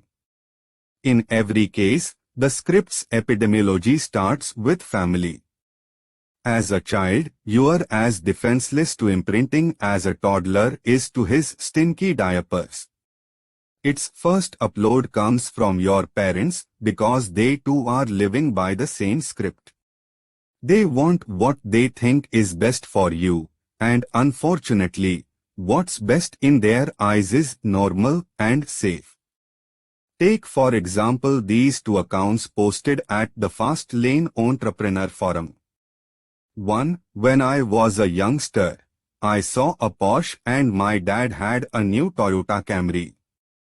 I asked my dad, why does the guy driving the Porsche have a better car than us? My father told me it's because he was lucky. So I thought, okay, I hope I grow up lucky. 3. 2. I was in Subway for lunch when a Lamborghini rolled by, eliciting a lot of head turns and chatter. At the next table, I overheard a son ask his dad how to get a Lamborghini. The conversation went like this: well son, a Lamborghini is a lot of money. If you want to get one, you'll have to work hard in school, get into a good college, and get a good job at some place like Microsoft. By the time you are my age, you would be able to afford one. And that, my son, is how successful people do it. 4. While these 2 examples glorify flashy cars as a success standard, they represent more to a child. These cars personify dreams, much like when I was young. Unfortunately, after your parents squash your childhood dreams, you'll never own a Lamborghini unless you are lucky. You are hit with life's scripted bullshit. Get good grades so you can get into a good college, so you can get a good job, work hard, finance a house and a car, and live exactly like we do. But it doesn't stop at family. Friends and colleagues are also potent seeders. Yes, the ones who are broke and miserable. The ones voicing such concerns as, that's a bad idea, or that's not realistic. For these naysayers, their accomplishments are few while their excuses are plenty. The American dream is dead and something else blows the blame. The economy, the boss, the evil globalists, the evil Republicans, the evil Democrats, or the sun shining in late June. Unless you have carefully cultivated your friends and co-workers, chances are they don't want you succeeding beyond their own success. Ever tell your peers you got a new job? Notice the likes and congratulations. But tell them you quit your job to go after your dream? Stink face. Unfurl the umbrella for the hailstorm about to rain. You'll be bludgeoned with dire warnings and caveats. Translation: Script divergence is unacceptable. You must be like us. You must stay within the lines of the 9-to-5 model. Speak of anything outside the formula and watch the spaghetti fly. Watch friends drop. Watch loved ones doubt you, or worse, disown you. Unfortunately, in Asian and Indian cultures the script has a choking grip and a higher price for deviation. In multiple instances, young immigrant students have vented frustration on my forum because they hate the path they have been forced to take, but their parents insist because of cultural expectations. Parent says, "Be a doctor." Child says, "No, that doesn't make me happy." Take for example this forum comment. Long story short, I dropped out of school to start a business. Now I am looking for a job just to pay the bills while I chip away at my mission. However, my parents don't believe in my ideas. I don't have a problem with all the scrutiny and the yelling, but the tables have turned. My parents are more emotionally involved. My mom is depressed and says I need to be realistic, otherwise, I am going to end up a loser at a dead end. My father says, "Look what you are doing to your mom. She is lost because you did not finish your degree and get a job with a big company. Now I am this horrible deadbeat son." Like many immigrant families, it's get a degree and a 9-to-5 with a huge corporation or be a loser. Punch. Sad that scripted non-compliance means being labeled a loser. Or worse, family banishment. Parents are not encouraging dreams. Instead, we are smothering our kids with sacrosanct traditions and antiquated templates for living. The truth is, some parents would rather enjoy the prestige of having their kid be a miserable doctor ready to jump off a cliff over a happy human being. If the people in your family or peer group are not happy and living a life you would like to lead, their life advice should be considered cautiously. 2. Education. Get in line. Raise your hand. Follow instructions. If friends and family are a scripted vice, education is the crank. As the crank screws tighter, so does the script's mental machinery. The truth is, we are being indoctrinated, not educated. As soon as you are old enough to hold a crayon, you are taught that work, or things I'd rather not do, start Monday and end Friday, while play is reserved for the weekend.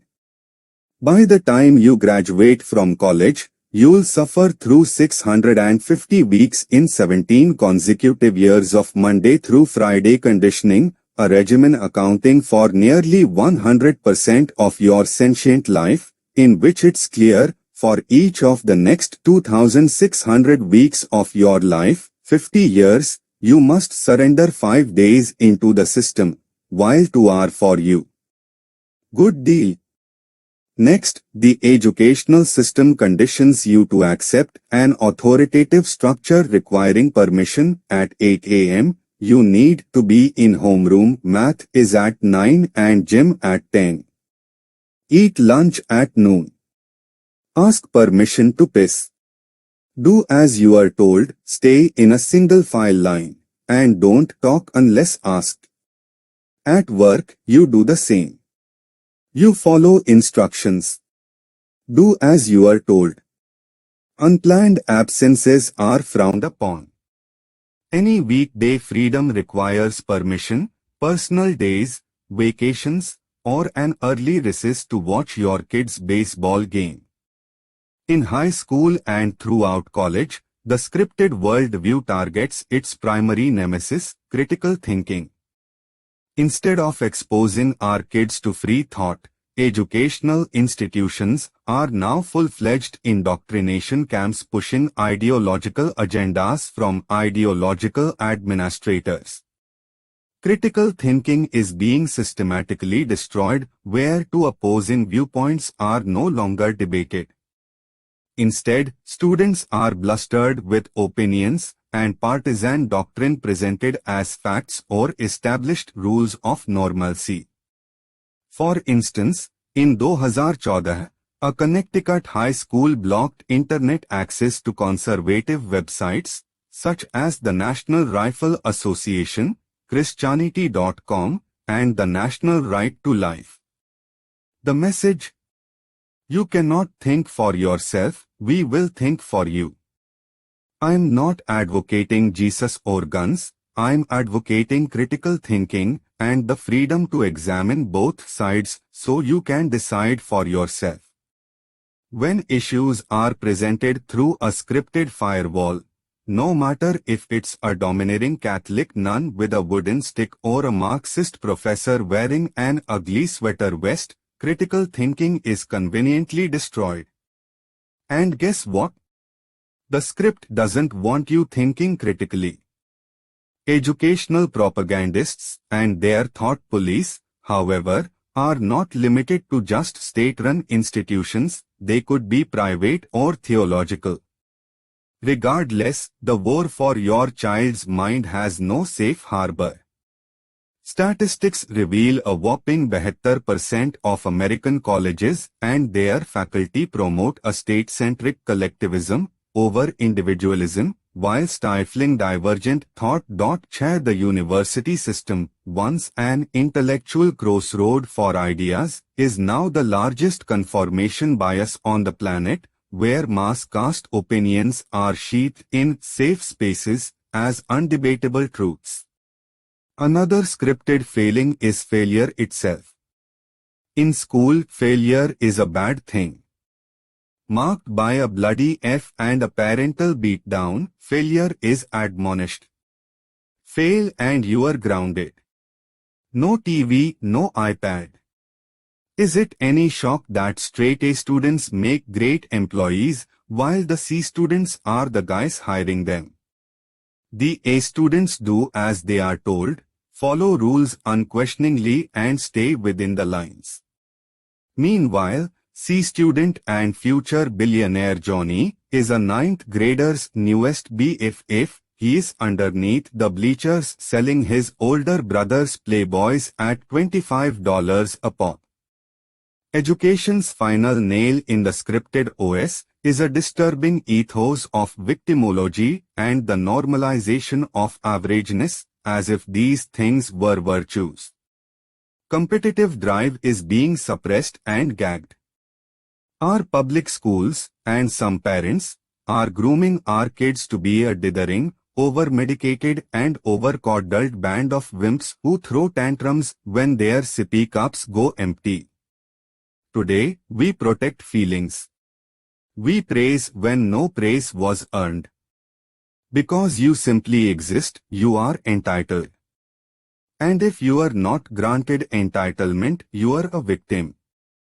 Firm discipline, where's that Catholic nun with the stick when you need her, has been replaced by timeout and flowery negotiations. For example, this is an actual letter sent home with students from a Michigan elementary school, a preemptive warning that your child's competitive drive must be stifled and, of course, his or her feelings protected. The purpose of the day is for our school to get together for an enjoyable 2 hours of activities and provide an opportunity for students, teachers and parents to interact cooperatively.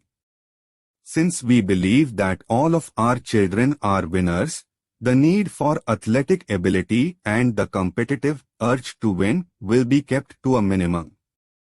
The real reward will be the enjoyment and good feelings of participation. 7. Good feelings of participation. God knows life is filled with those, right? Merely participate at work and you get fired. How's that for good feelings? Oh, and the urge to win or outcompete someone who doesn't give a shit? Surely that has no use in real life, eh? I wish I was making this up. Similarly, a Rhode Island middle school pushed the mediocrity mandate by trying to cancel their traditional honors night because rewarding students who do well is exclusive. After an uproar from some parents, they backtracked. One of those parents rhetorically asked a local reporter, how else are they supposed to learn coping skills, not just based on success but relative failure? His daughter affirmed the same when she indicated she worked harder during the semester in an effort to not miss this year's event. Perhaps next year, the Rhode Island school can honor the students who thought their homework sucked and played Call of Duty for 4 months straight. You see, there was a time when working hard earned a trophy on stage. Now you get them for showing up with your hands in your pockets. Educational institutions and their scripted tentacles are now manufacturing entire generations of brain-dead adults who never failed in their entire life and have a wall of participation trophies to show for it. Their greatest accomplishments are caricatures in the virtual versus the real world. They are brainwashed to believe that life is fair and it will protect your feelings. Hard work, optional. Competing, optional. Going above the call, optional. Many fear phone and face-to-face communication, opting for more impersonal methods, such as texting, Snapchatting, and Instagramming. Others hyperventilate and get triggered at the slightest criticism or divergent opinions that intrude on their pre-selected and prescreened world. For example, in May 2014, Condoleezza Rice, former U.S. Secretary of State and a member of the Stanford University faculty, was scheduled to deliver the commencement speech at Rutgers University. Students protested, apparently not liking her political orientation and Iraq war involvement. After backlashes, she rescinded. No, similarly, in 2017, Milo Yiannopoulos, a British journalist and writer at Breitbart News, attempted to bring his controversial and often offensive opinions to California, Berkeley. Students didn't protest, they rioted, burning property, smashing windows, and overall, acting like a bunch of petulant children who didn't get their promised juice box. Yes, the university that birthed the free speech movement is now trying to kill it. The truth is, these snowflakes shit their pampers when anything threatens their coddled lexicon, a contrary viewpoint, an opposition idea, or anything divergent to their sequestered safe spaces. Yes, when free speech doesn't agree with my 0 years of real-life experience, it's time to hurl some bricks through windows. Sad, but college campuses have degenerated into expensive brainwashing clinics for scripted groupthink, a petri dish incubating mollycoddled adults ill-equipped to question their puppet masters who thread their strings. Bottom line, not only is the script teaching our kids to think inside the box of conforming mediocrity, but it's imbuing them with the false expectation that they can plow through life doing the minimums, show up, text, post selfies. Do so and you can win all that life has to offer. The awakening is indeed rude. 3. Corporate seeders, be all you can be. Whereas the education seeder teaches us to be good little employees, the corporate seeder tells us why, so you can afford all the goodies we make and be happy. Corporate advertising makes it clear, happiness, success, or fulfillment is just one credit card swipe away. Want the best a man can get? Buy Gillette. A breakfast of champions. Eat Wheaties. Be all you can be. Join the army. Relentlessly pursuing perfection. Buy a Lexus. The good folks over at Harley-Davidson say, American by birth, rebel by choice. Yes, the rebellious life is yours for 60 easy payments and mostly driven on the weekend, LOA. Never mind your 610 credit score, the $114 in your retirement account, or your crappy sales job at the cell phone store. You are such the rebel. Unfortunately, by the time we hit grade school, the script's corporate seeder has us believing happiness and social hierarchy are determined by brand consumption. Fun and excitement are found in a bowl of Apple Jacks or a McDonald's Happy Meal. You can't just watch the new Star Wars movie, you have to own all the action figures. By high school, you learn that if Johnny's parents drive a BMW, well then Johnny's rich. If Brooke Adams, the most popular girl in school, sees you wearing off-brand shoes from Payless, it's social suicide. Unless you are one of the cool kids wearing Abercrombie, don't bother asking her out. Even in my own experience with teenage gift buying, it beats headphones or nothing at all. Yeah, I'd rather not enjoy music than be seen wearing something else. You see, the script teaches our children that their popularity and coolness are driven by consumption, what they wear and what they drive. This sad reality was witnessed in 2014, when college student Elliot Rodger went on a killing spree in Santa Barbara, California, and cut 6 innocent lives short. In his public ramblings, he made it clear that scripted dogma was to blame. Expensive consumer goods, Ray-Ban shades, Armani clothing, and a BMW should have provided him with happiness and female companionship as advertised. When it didn't, anger and betrayal boiled. And a sickening rampage followed. Of course, the script doesn't create sociopathic killers, but in this case, it contributed. Aimed straight at our kids, the scripted message is clear: adult success is correlated to buying shit. Flash your credit card, finance your rock star life, and show up styling.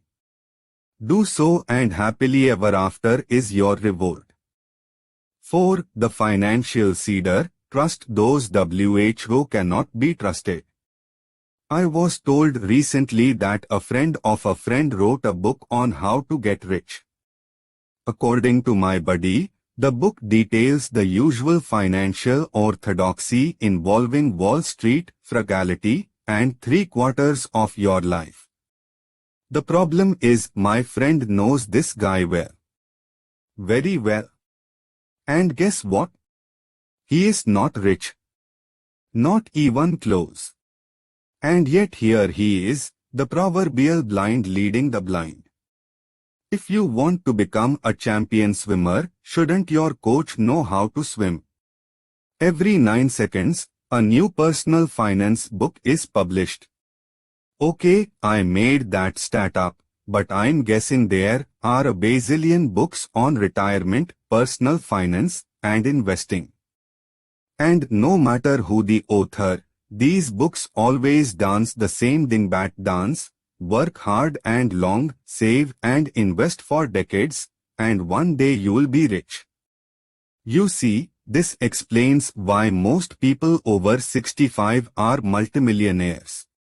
Mic drops. Not. According to US Census data, the median average income for near retirees is only $2,146 a month.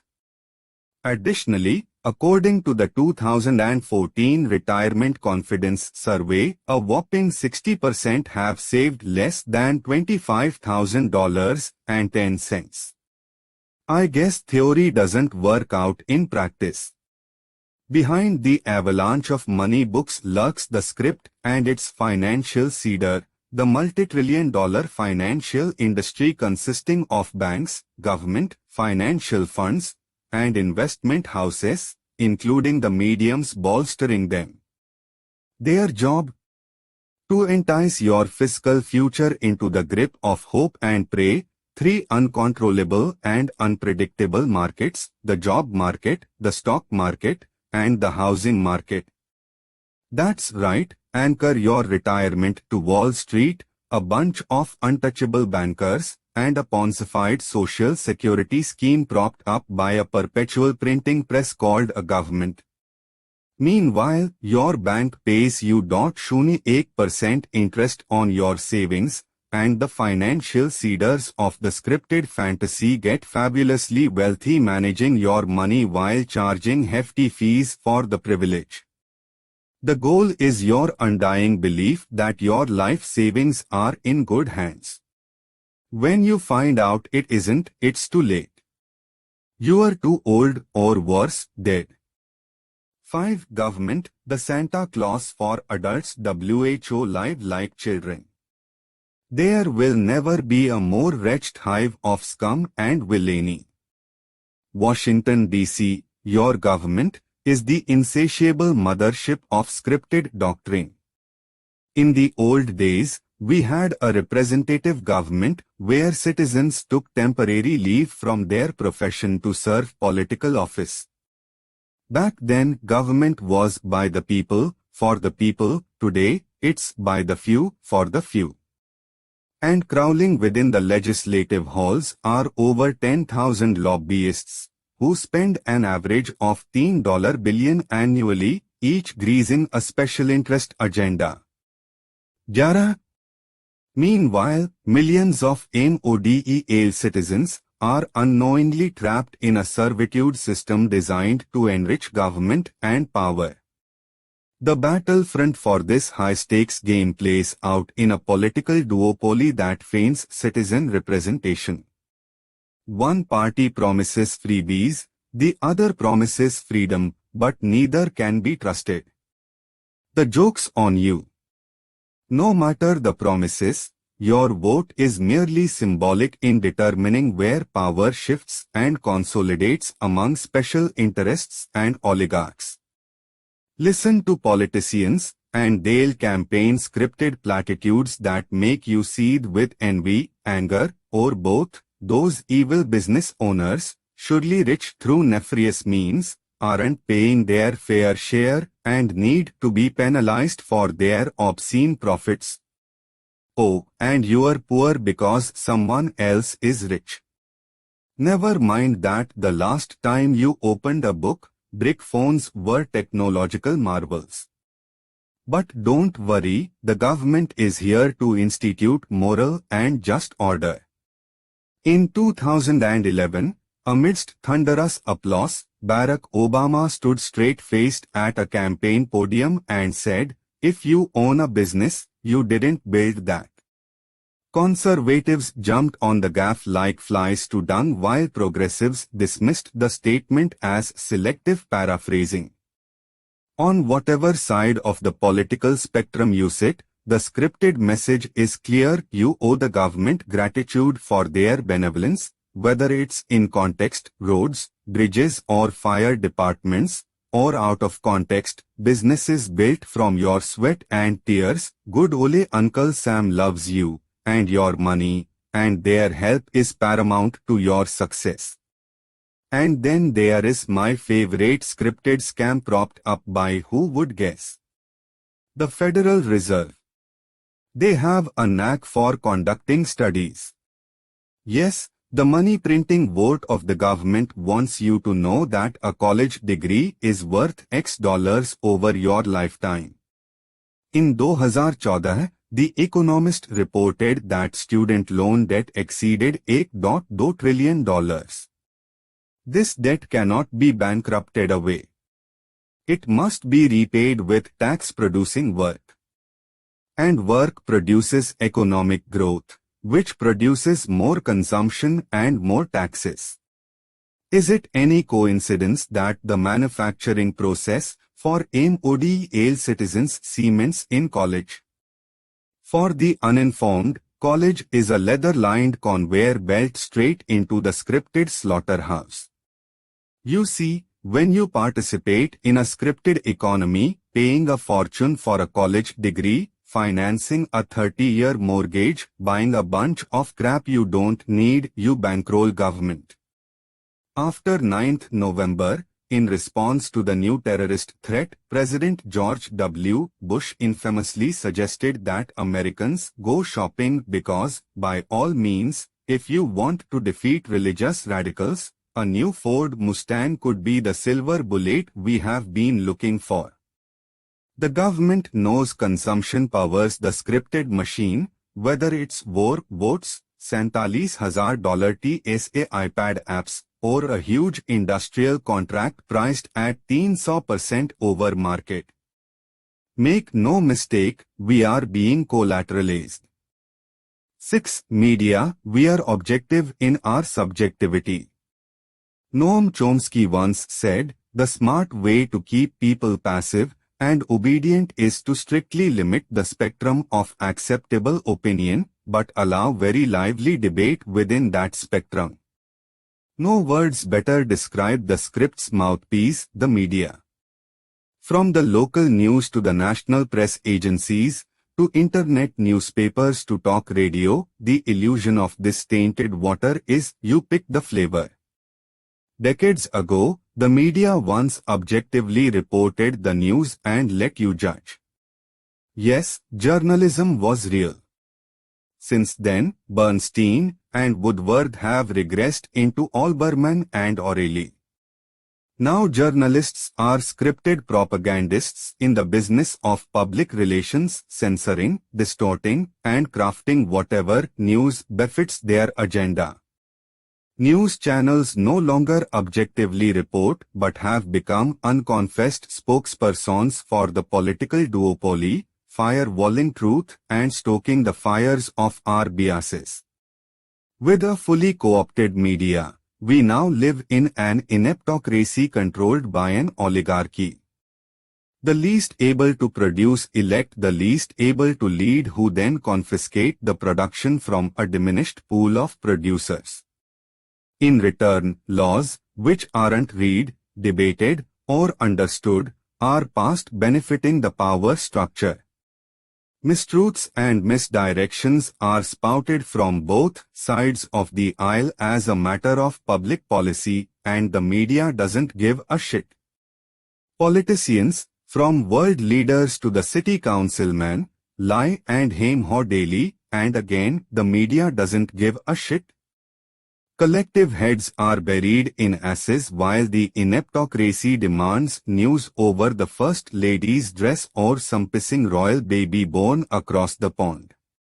While Rome burns and the arsonists roam free, the headline of the day has degenerated into candid paparazzi pics of Kim Kardashian's as or who was, or who wasn't, invited to the latest celebrity wedding. Meanwhile, genocide to the likes of Hitler 2.0 is occurring in the Middle East, but gosh golly, who can pay attention when Two Broke Girls is having their season finale? Please move along folks, nothing to see here. The media mouthpiece seeds for other seeders, A non-stop torrent of propaganda that makes Joseph Goebbels grin in hell. Hit your favorite financial website and you'll read it. They'll tell you that the secret to wealth and a cushy retirement is hope and pray, 50 years invested into stocks, bonds, or whatever asset class is bubbling du jour. Other websites regurgitate Buffettisms ad nauseum, as if Warren Buffett's empire isn't about entrepreneurship, but about logging on to E-Trade and buying 100 shares of General Electric. And the worst of the rabble, the thrifty millionaire, stories that make me want to rip my head off and throw it in a Cuisinart. Unlike family, the media's complicity in the grand scheme is prejudicial. There is no money in hard truths, but fantasy buys eyeballs, it buys votes, it buys stuff emulating the fantasy, and most importantly, it funnels money into the Wall Street casinos. The scripted narrative is profitable to everyone in the chain, from stakeholders to the corporate advertisers to the governments that tax the activity and its outcome. As in the movie's Matrix, your scripted life is integral to the machine's survival. By chasing the next greatest gadget and the next greatest weekend high, you intravenously tap yourself into the belly of the beast. Yes, the rat race needs rats. The slaughterhouse needs lambs. Question is, are you willing to sell your soul for a weekend and television? What seeders are currently influencing your life? Are their motives in your best interest? Or theirs? Chapter 8. Hyperreality. Your illusionary captors. Those who are able to see beyond the shadows and lies of their culture will never be understood, let alone believed, by the masses. Plato, philosopher. Removing your blindfold. After I sold my first company, I bought a red Corvette. At the time, I thought it was a unique car, rare among millions. Except it wasn't. My brain simply convinced me it was. As a proud new owner, I suddenly saw Corvettes everywhere. Women are annoyingly familiar with this phenomena. Buy an expensive Louis Vuitton and hit the mall, suddenly every woman appears to own one. This mental phenomenon is known as an observational bias, and it's a brain function known as your reticular activating system, or RAS. Your RAS has many critical functions, one being a filter. At any moment, your brain is swamped with billions of pieces of data. If you are reading this on a train, your brain is flooded by a barrage of sensory input: the people around you, their clothes, their look, the cute girl 4 seats up, the odor of the guy seated next to you, the sound of the tracks, the lighting in the cab, the seat against your butt, the discomfort of your suit. The list is endless. Because your brain must process these data, your RAS makes quick judgments about what it should and shouldn't see. Once you are made aware of something, like owning a Corvette, your brain stops filtering Corvettes and filtered data are suddenly seen. My Corvette's cognitive distortion wasn't that they were more frequent on the road, it was my RAS no longer ignored them. So what does your RAS have to do with the script? Well, since your RAS sees once it's made aware, awareness holds the key for transforming subconsciousness to reality. The script's illusions flow through its seeders, media, family, educational institutions, and the rest. However, the script's real power isn't from its seeders, it is from the false realities cast by its seeders. And because your brain is uber lazy and unaware of the falsities, you become complicit in the scheme. Yes, your brain, in its glorious attempt for efficiency, is largely undermining your ability to live an extraordinary life. Because your brain deficiently perceives reality, what follows is a great cascade of false conclusions causing misguided beliefs. Misguided beliefs cause misguided actions. Misguided actions produce unwanted results. And unwanted results create dissatisfaction. A dramatic life shift requires a dramatic mind shift. Right now, your lazy brain is a scripted ally. Once your RAS is nudged, the blindfold drops. Scripted doctrine whitelists from your firewall, and suddenly actual reality becomes clear. This paves the way to rewriting injurious beliefs and social contracts not written in stone but written in reflective shadows.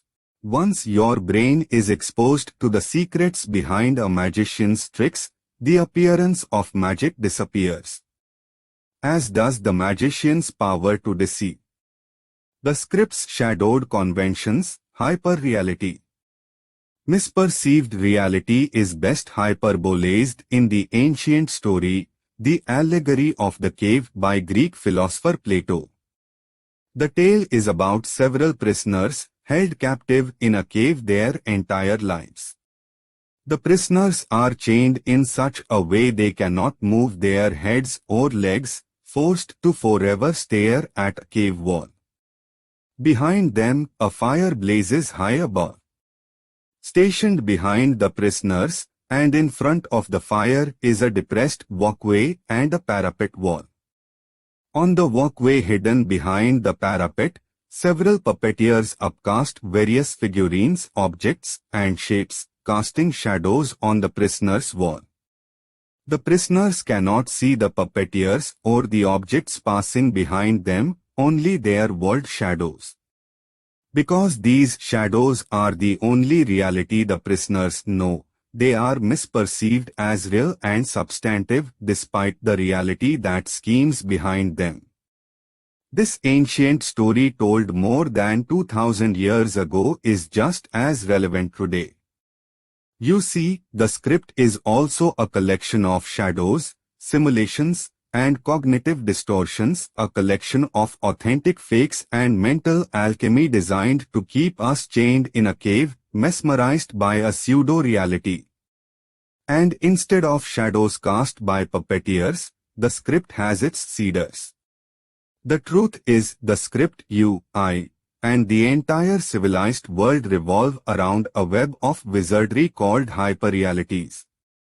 Wikipedia defines hyperreality as the inability of consciousness to distinguish reality from a simulation of reality, especially in technologically advanced postmodern societies. Furthermore, a hyperreality is seen as a condition in which what is real and what is fiction are seamlessly blended together so that there is no clear distinction between where one ends and the other begins. 12 In other words, we are interacting with simulations instead of truths. For example, Las Vegas is a hyperreality. Each casino presents a hyperreal experience where you feel like a king, a pharaoh, or a sheikh, at least as long as your money lasts. Unfortunately, scripted hyperrealities aren't as obvious as Las Vegas. Unless you activate your RAS and train your brain to see hyperreality, the scripted shadows are perceived as real. Awareness gates the bridge to defiance. Conventional illusions, the script's 9 hyperrealities. 9 primary hyperrealities underwrite the script, each culturally iconic. These are the fables of scripted doctrine. The weapons of mass distraction. The JD mind tricks. These hyperrealities surround our existence and cannot be avoided.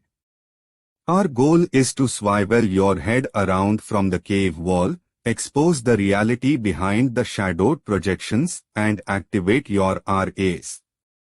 Hyperreality 1 Named Days. I'm alone in darkness. As a stiff chill drafts my neck, I'm about to be scared out of my wits. It's Tuesday morning and I'm in a movie theater watching the newly released horror flick Saw.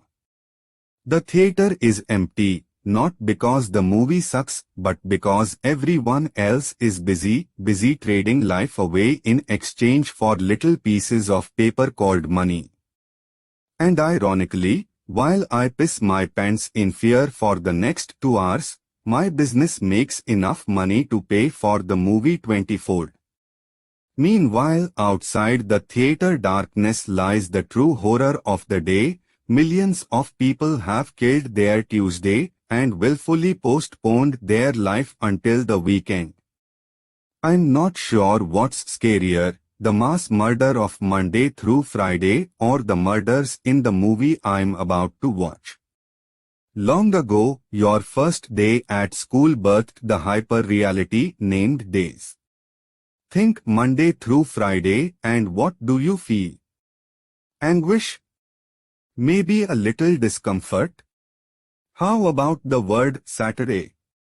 Or Friday night? Named days order the week by titles, Monday through Sunday, carrying with it the implication that Monday starts work and Friday ends it, while the weekend reserves play. The fact is, named days are a hyper-reality, one the industrialized world has perfected to perfection. Beneath the named days scheme is a man-made illusion your mind has made real, the illusion that your life's limited and precious time must be systematically segregated by days, with each day's title designating whether work or play is expected.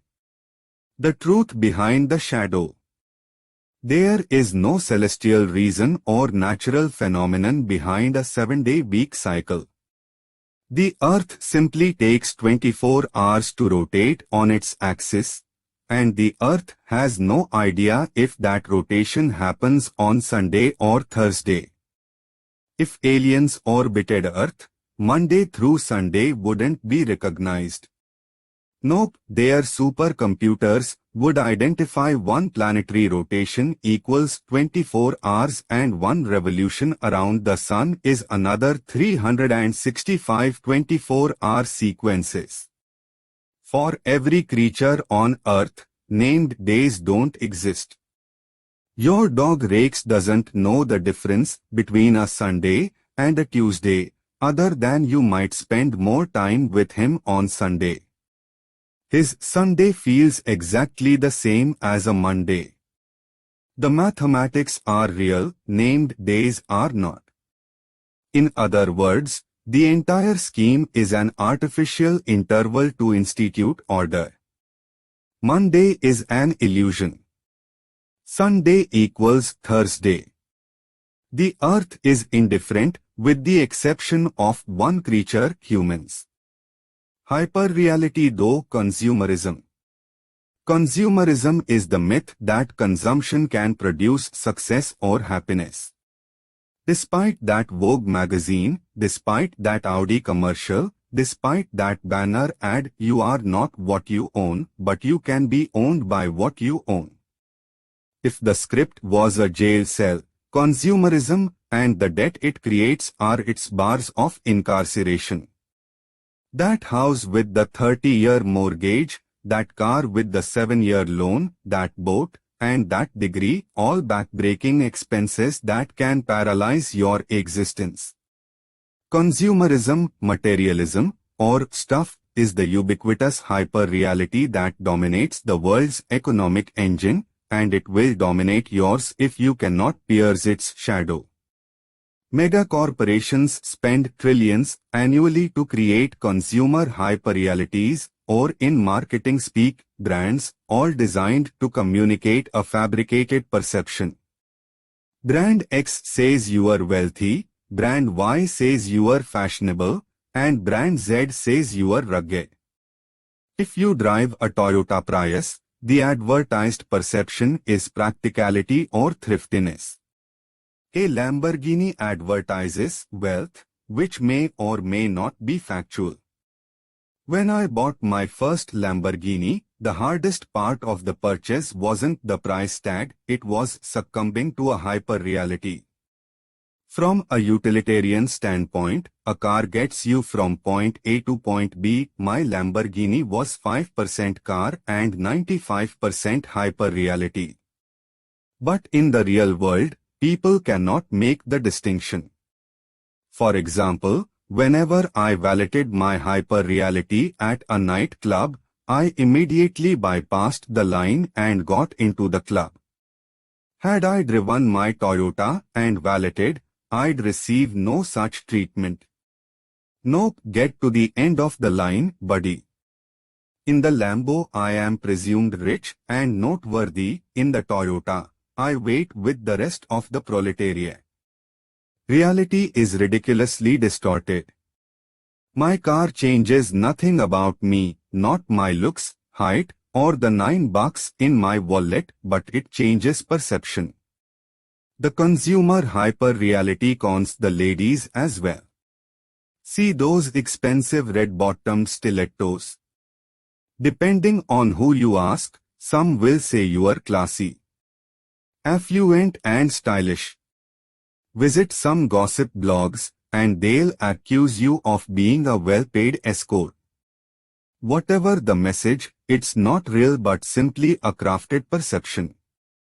Drop these prestigious brands in a post-apocalyptic world where survival is the priority and their influence is stripped down to utility. What's left is a means for transportation and an uncomfortable height-enhancing shoe. Consumerism's job is to trick you into thinking utility is not enough. The off-brand jersey from Target won't do, you need the Nike. Instead of safely driving from point A to point B in a Honda, you need the Infinity adorned in triple-stitched leather. The scripted seeders are spending trillions brainwashing us that utility is for chumps. We must also cast a shadowy statement. Just because you bought the most expensive basketball shorts at the pro shop doesn't mean you can dunk like LeBron. Consumer proxy doesn't change reality. Hyper-reality themed a college degree. My first day at college, I arrived late. My roommate, whom I never met until then, had already unpacked his side of the dorm room. On his wall hung a poster featuring a seaside mansion with a 5-car garage filled with exotic cars. Above the garish picture in bold lettering was the statement, "Justification for higher education." I laugh thinking about it now. The fact is, for most college grads, higher education is not getting them 5-car garages but 5 figures of debt and a job waiting tables at the seaside diner. The college degree hyper-reality is two-pronged. First, it is the stale idea that intelligence and financial wealth require a college degree, regardless of cost, and more so, a life without one is forever underscored by underemployment and underachievement. In a recent report, 1 of 10 college graduates thought Judge Judy was on the Supreme Court. Their intelligence? Similarly, a non-partisan student group asked random Texas A&M students several basic history questions, such as who won the Civil War and who is the vice president? Shockingly, all the students got some of the questions wrong, yet all of them knew who Brad Pitt's wife was. 14 Even if these results are due to selective editing, the travesty can't be whitewashed. These institutions aren't educating our youth but instead creating scripted idiots. The hallowed halls of academia no longer teach intelligence and common sense. Such critical survival skills have been swallowed by such crap as feminist perspectives, politicizing Beyoncé, thanks Rutgers 15, and critical theory on sexuality Occidental College 16. As for success and or financial wealth, Think about the last 3 items you bought. Upon handing over your cash, did you ask the sales clerk if the inventor had a college degree? And if he did, what if it was a philosophy degree and not an engineering degree? The last time you were at Walmart trolling the aisles and reading labels, did you look for a disclaimer revealing the manufacturer's college credentials? How about the last book you bought at Amazon? Before you clicked Add to Cart, did you specifically check the writer's college transcripts? The fact is, a college degree is not a prerequisite to consumption. You buy what you want without regard to credentials. But listen to scripted seeders, and they'll warn otherwise. Scripted authorities drill into our kids that success is a veritable improbability without a college degree. Political think tanks unleash report after report claiming mathematical truths. People with college degrees earn more over their lifetime than their non-degreed counterparts. Rolls eyes. For example, the latest such report came from the New York Federal Reserve in September 2014, where they indicated that college degree is worth more than 300,000 over the graduate's life. First, this study used data beginning in 1970. That alone should make you chuckle. Second, the report didn't indicate sampling. If you sample 100 failing or below average high school students who aren't going to college and compare them to 100 well-adjusted B students who trailblaze to college, there is a statistical difference. The fact is, students who perform well in high school are likely to go to college. The underperforming students typically don't and go into more vocational careers. The sampling bias in these studies is virtually impossible to eradicate unless researchers can persuade parents to keep their book-smart teens away from college. And third, don't you find it unusual that the Federal Reserve, the money-printing arm of the government, has taken such a great interest in promoting college degrees? In fact, one look at their website, and it seems they have devoted a lot of time to persuading citizens that college degrees are worth the price. Things that make you go hung. Another common college fallacy pops up on my forum every so often. When someone asks, "Should I go to college?" a parrothead is guaranteed to say, "A degree is a good backup plan." SMH enjoy bartending. Your degree as a backup plan is as good as a shovel in your garage. Just ask the millions of unemployed and underemployed graduates who are waiting tables just how strong that safety net is, about as thick as the paper the degree is printed on. The college hyper-reality's second prong is the notion that spending a fortune on a degree in whatever you are passionate about, say marine biology or astronomy, guarantees that there is a job waiting for you after graduation, and that your degree entitles you to it. When your parents ask you, "What do you want to be when you grow up?" no one said the likelihood of a job in that field was a long shot. As a parent, you nod your head, smile, and affirm that your kid can be anything he wants, despite market demand, economics, and a culture that has vilified job-creating businesses. But guess what? If there are no businesses and no entrepreneurs, society's red-headed whipping boys, there will be no jobs. Such an oxymoronic position is akin to loving babies but hating mothers. The truth is, we are sending an entire generation of kids to college to earn degrees they can't use for jobs they can't get. Meanwhile, student loan debt tops $1 trillion. Collegiate coffers have enlarged to the point where football coaches are salaried in the millions, and thousands of well-educated youngsters are lined up at the job fair competing for jobs they could have gotten fresh out of high school.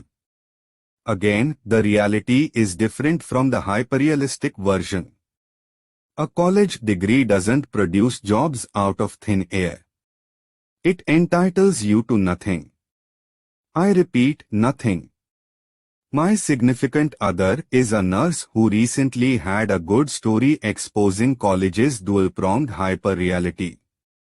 Her curse is working with surgeons and unwittingly hearing the intricate details about their lives. Anyhow, she noticed many aren't happy in the medical profession and yet are obstinately grooming their kids for the same existence. She hears stories about prepubescent kids being shuffled into advanced pre-college studies. She hears stories of rigorous extracurricular, after-school schedules that end at supper and resume until bedtime. The doctor's reason: my child must score well on the SATs and have a well-rounded entry application so he can get into a prestigious college. Never once has she heard, "This is what my kid wants."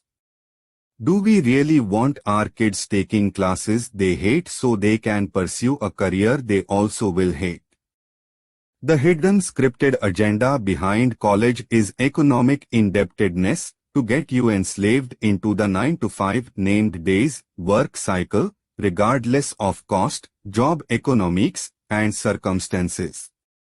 A college degree has been arrogated as a holy grail, an accolade no longer worthy of the title. Now, before you steam your panties, especially if you are an engineer, doctor, or attorney, let me be clear, I am not advocating that everyone skips college. A college degree reflects specific practice knowledge. For example, I recently had elbow surgery and my surgeon had extensive education. His degree, indicated minimum training, and yeah, I'm damn glad he had it. But here is the hook: I picked my surgeon not based on his college degree but based on peer recommendations and his existing track record. When 20 pro athletes, cumulatively earning more than $100 million a year, trust this surgeon, you have got the right one. A degree might get you in the door, performance gets you cooking in the kitchen. The degree hyper-reality is closest to truth in highly regulated fields, such as medicine, law, and engineering. Government mandates minimum standards, and yes, that's a good thing. However, the farther you move away from these fields and into more pedestrian endeavors, the college degree hyper-reality grows more shadowy. Simply put, people want what they want, and if you have what they want, they aren't going to care about your college days. If you are bleeding to death and need a tourniquet, you are not stopping the guy offering one and asking, "Wait a sec, didn't you fail Biology 101 at Arizona State?" Hyper-reality char, hyper-personality. It's Saturday night in North Scottsdale, and I'm eating dinner at a trendy Japanese restaurant. The venue is packed and excitement fills the air. In my day, places like this were called meat markets. In my sight line, adjacent to my corner table sit 6 beautiful young ladies, probably a generation or two after mine. As the waitress shuffles between them, taking their chocolate martini and shake orders, it's clear this is a girls' night out. Over the next hour, I witness just how prevalent and sad hyper-personality has become. Before dinner, during dinner, and after dinner, not one, not several, but every woman at this table was preoccupied and smitten with her smartphone. It was as if the smartphone was being dined and real conversations with real friends was the distraction. Of course, these ladies giggled and talked amongst themselves. but it was never a minute away from a smartphone peak, a keypad swaddle, or a social media selfie opportunity. This story demonstrates how powerful hyperpersonality has become, not just to young people, but to anyone with a smartphone glued to their face. Hyperpersonality is a person's public image, a facade projected by fame or social media, a carefully crafted mirage that does not represent the real, humanized version of the individual. In fame's case, the hyperpersonality is often revered or worshipped. As such, their opinions are regarded as cult gospel.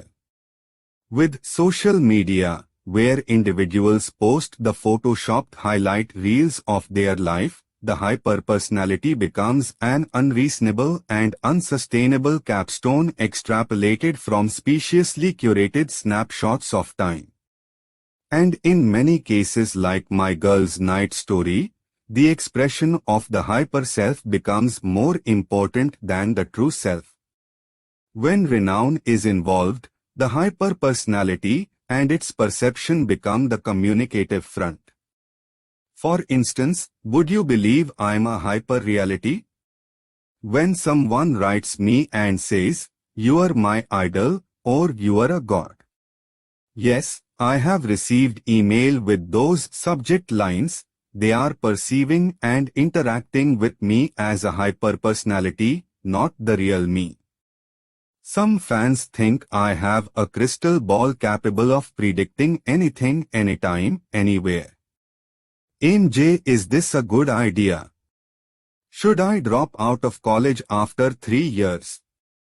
Such is the magic of hyperpersonality, but again, such magic is an illusion. When someone calls themselves a guru, they raise themselves to a hyper standard, a perception of omnipotence. This is why I hate the word guru. I have no crystal ball or a super success secret.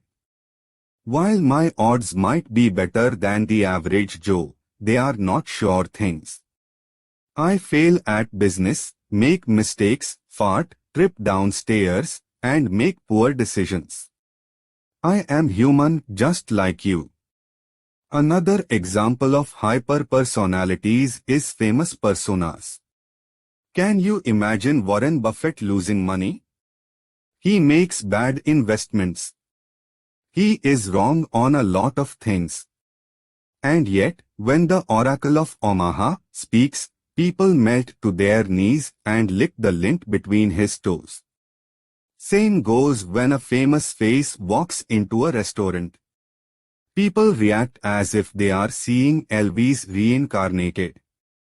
Was a huss, followed by, "Oh, the restaurant has comped your dinner." Just like named days, these folks are hyperrealities, but they are no different from you. Celebrity perception is a Saturday. Yourself, meh, a boring Tuesday. The fact is they eat, breathe, and shit stinky poop just like you. They get divorced, go bankrupt, make mistakes, and yes, they even pick their nose. They are human. And yet the scripted worship these celebrities and their opinions to staggering levels of idolatry. It's actually frightening. For instance, in early September 2014, the Young America Foundation uncovered some disturbing data regarding hyperpersonality. They took to the streets of George Washington University and interviewed random college students. When asked about recent events involving a nude photo hacking scandal, a shocking 29 of 30 were able to identify one or more celebrities involved.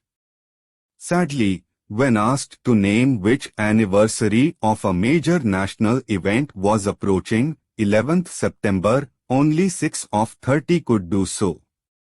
Worse, only 4 of 30 could name one of the journalists beheaded by ISIS in Iraq. 17. The media casts our biggest shadows. Because the media exalts hyper-personalities, they get treated differently than the scripted. When Ray Rice, the star running back for the Baltimore Ravens, was caught on video punching out his fiancée, he originally returned to the team. When he first took the field during preseason, fans cheered rabidly from the sidelines while knuckleheadedly sporting their Ray Rice jerseys. Such idiocy can only come from people jaggedly blinded by hyperpersonality. Clearly, fantasy football points from running backs are more important than reality knockout points from wife sluggers. Social media is another offender. If hyperpersonality was a day, it would be Halloween, and social media the mask. With easily accessible social media tools, Facebook, Instagram, Snapchat, crafting our own fakery is so easy a caveman could do it. As a result, we have created a swath of people who have carefully crafted an illusion of importance that has systematically poisoned the will and desire to actually do the hard work that importance demands. By meticulously curating and photoshopping what we socially advertise, each of us becomes a powerful shadow caster, erecting a staged phantom while hiding the dirt underneath. By sharing only life's highlights and cloaking the rest, we cast a pseudo-reality. Sure, Becky's new Acura and the 10 pictures Facebooked will certainly draw a horde of likes and comments, but know what isn't posted? Becky's coupon book with 72 payments at $500 a month struck at 12% interest. And Joe's Caribbean vacation photos received 92 likes and 32 raving comments. Not shocking, Joe didn't post his last credit card statement, which paid for the trip, the one with the huge balance that will take 22 years to pay off because he can only afford the minimum payments. Ever tried online dating? Welcome to hyperpersonality. People post what they want to be, not what they actually are. Those smoking hot pictures of Ryan, that guy you can't wait to meet tonight? He is a Photoshop expert and has cleverly twiddled away 30 pounds of fat right after using the blur tool, erasing unsightly wrinkles aging his face. What's advertised on social media smoking our smoke screens is a fabrication. If you are using it as a measuring stick for peer comparison, fluffy white clouds will go dark, leaving you feeling unworthy and depressed. So, the next time a stranger posts lifestyle photos on Instagram and you feel a tinge of insecurity, try remembering these people don't give one fuck about you. Nope, 0 fucks are given. And yet you care about them. Hyperpersonality has you dwelling on the lives of others, instead of dwelling on your own. Hyperreality Panch Virtual Reality. Virtual reality is a captivating and addictive simulation of an alternate reality exploiting a series of enticement heuristics, competition, goal achievement, faux improvement, and positive feedback loops. Virtual reality, VR, much like its sibling hyperpersonality, plays on our desires to feel worthy and respected, while doing so with comfort and ease, void of risk and public humiliation. Video games, Xbox, PlayStation, online realities, Minecraft, Second Life, and mobile gaming Angry Birds, Game of War, and Pick My Nose are VR examples that millions choose over reality. Okay, I made up Pick My Nose, but that's how ridiculous this crap has become. The numbers for Minecraft sales are a staggering 54 million copies. That's nearly the entire population of Italy or 1,100 Yankee stadiums jam-packed with fans. The VR predilection is so disturbing that in 2014, Business Insider reported that Kim Kardashian's mobile game was grossing over 700,000 per day. 18. Holy fuckery. Of course, such fuckery couldn't escape my investigation as I wondered, what the hell do people do on a Kim Kardashian game that warranted the movement of $21 million per month? Well, they buy fake purses, fake clothes, and fake jewelry so they can achieve some sort of fake VIP status. Yeah, hyperrealities within hyperrealities. Folks, you can't make this shit up. Although it was later reported she only made $100 million on the game, darn, fire the maid. Virtual reality's allure and subsequent grip emerges by tickling your feedback loop while simultaneously playing to your lazy brain. Using a psychological laundry list of addiction tactics, virtual reality mesmerizes us with for rewards, flimsy achievements, shallow confidence, and various other digital enticements. Your brain is then stimulated with a forged positive reinforcement loop. Worse, it's stimulated with little or no effort.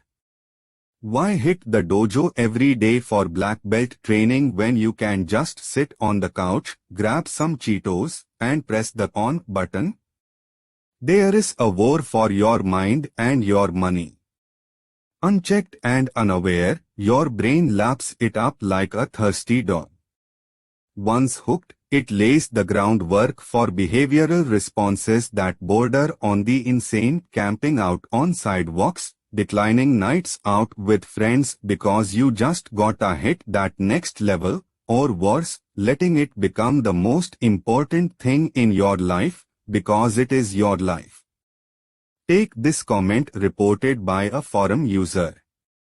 I was at a party once with a guy who spent half the night checking his phone just to make sure his Clash of Clans army was being built on time. WTF 19. The script has armed virtual reality with all the latest psychological weaponry hoodwinking you into a state of entertained distraction, so entertainingly distracted that you share your addiction on Facebook. Which reminds me, for the love of God, stop sending me game requests. No, I'm not interested in helping you build your fake farm, your fake army, or your fake city. But I am interested in unfriending you. Anyhow, the problem with virtual reality is not entertainment. I love playing a good first-person shooter every so often. The problem is when it goes beyond entertainment and virtual life supplants real life. Know anyone like that? Make life your game. You acquire experience points, gold, money, cars, assets, liabilities. You weigh decisions, act, not act, solve problems, and overall manage yourself as a player. And yet, instead of seeing life as a game to be won, the script has confiscated your player avatar and made you the one to be gamed. Hyper-reality 6 Entertainment. The entertainment hyper-reality is an emotional or intellectually irrational investment in an entertainment format, sports, television, movies, where the investment becomes either an impassioned part of your identity or an erroneous belief about reality. Like many, I enjoy watching sports as much as playing them. In particular, I'm a big NFL guy. However, I'm not so big into it that it's an impassioned piece of my identity. In early 2016, the Arizona Cardinals, my hometown team, got slaughtered in the NFC Championship game. I was upset for about 90 seconds. I didn't cry or beat up my girlfriend. And I certainly didn't lose any sleep over it. At the end of the day, the game was just entertainment. I have zero emotional attachment to the outcome because my life is more important. Unfortunately, I can't say the same for most folks, where entertainment is an escape and a medium for meaning. Scan the bleachers after a devastating loss, and you'll see people sobbing their eyes out like a Hummer ran over their puppy. Such emotional fallouts are complements of the entertainment hyper-reality, an irrational emotional investment into something where it becomes wired into your identity. Going back to that Cardinals game, when the defeated team returned to Phoenix, two fans greeted them at the airport. One of them actually had a Cardinal Super Bowl 50 logo tattooed on his forearm. This is an extreme case where entertainment has completely consumed a life. I wonder how much meaning does life lack if your forearm is tattooed with a sporting event that will be forgotten 3 weeks later. Oh, and ever listen to the clowns commenting on sports radio? I think Coach Bill Belichick should have passed more and ran Tom Brady on more bootlegs. Oh really? I'm sorry, and who are you? Oh yeah, just some random pea-brain who's never played football in his life. Please grace us with your opinion. And my favorite? After a team wins or loses, the all-inclusive use of we, as if you are a part of the team and contributed to their performance. We really played well last night, and I think next week will be a really tough game for us. We. Us. Since when did the New England Patriots put visiting plumbers on the payroll for lounging in the recliner while watching a game? You don't belong to a team because you homestead in a geographic area. Just ask any St. Louis Rams fan. This same type of irrational attachment happens with movies and television. Did you see the long-awaited Star Wars: The Force Awakens? You probably loved it like most of the world. I thought it sucked ass. And I'm a big Star Wars fan.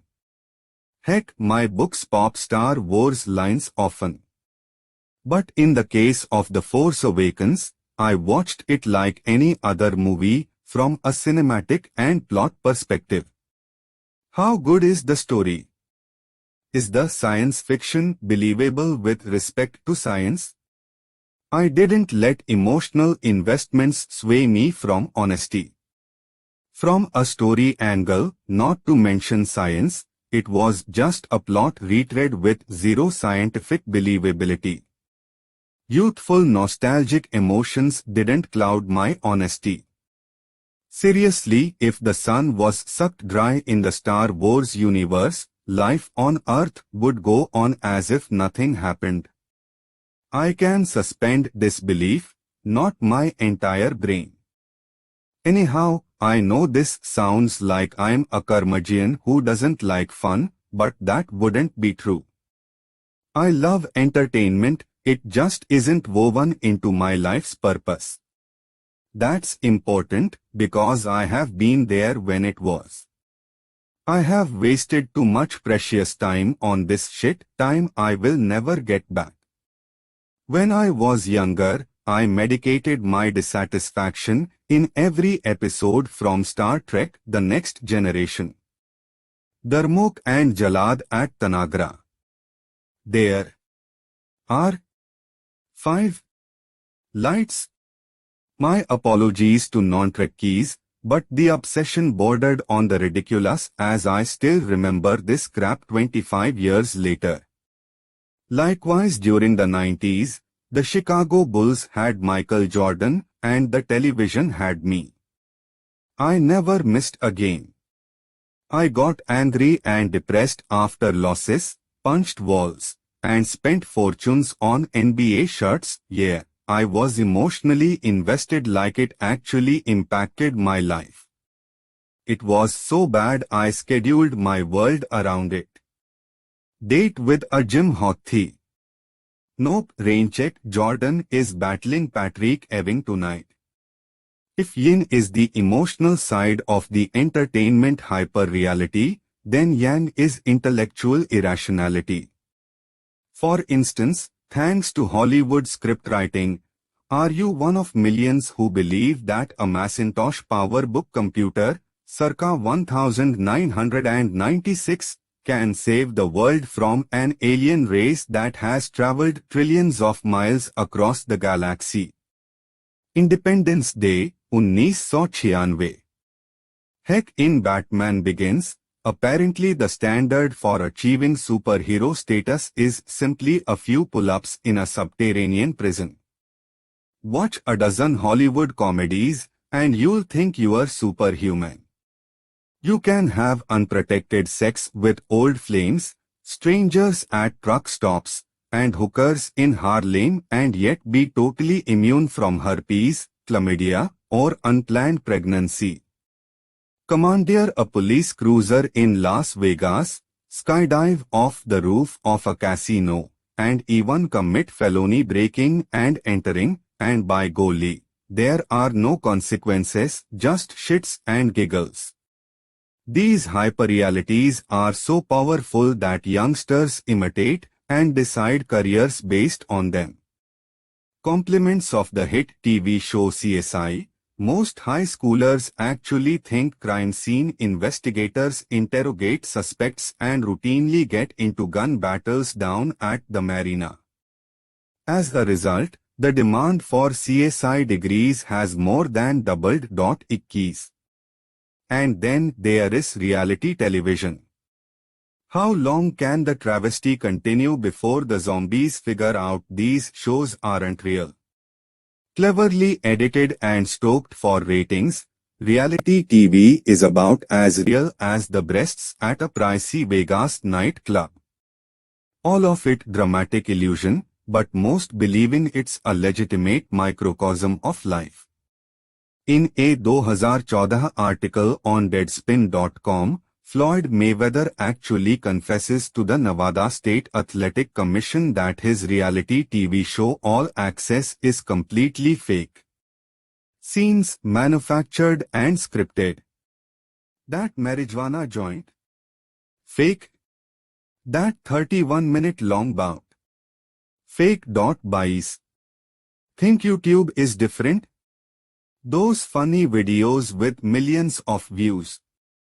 Fake. One regrettable look at the comments reveals people are clueless.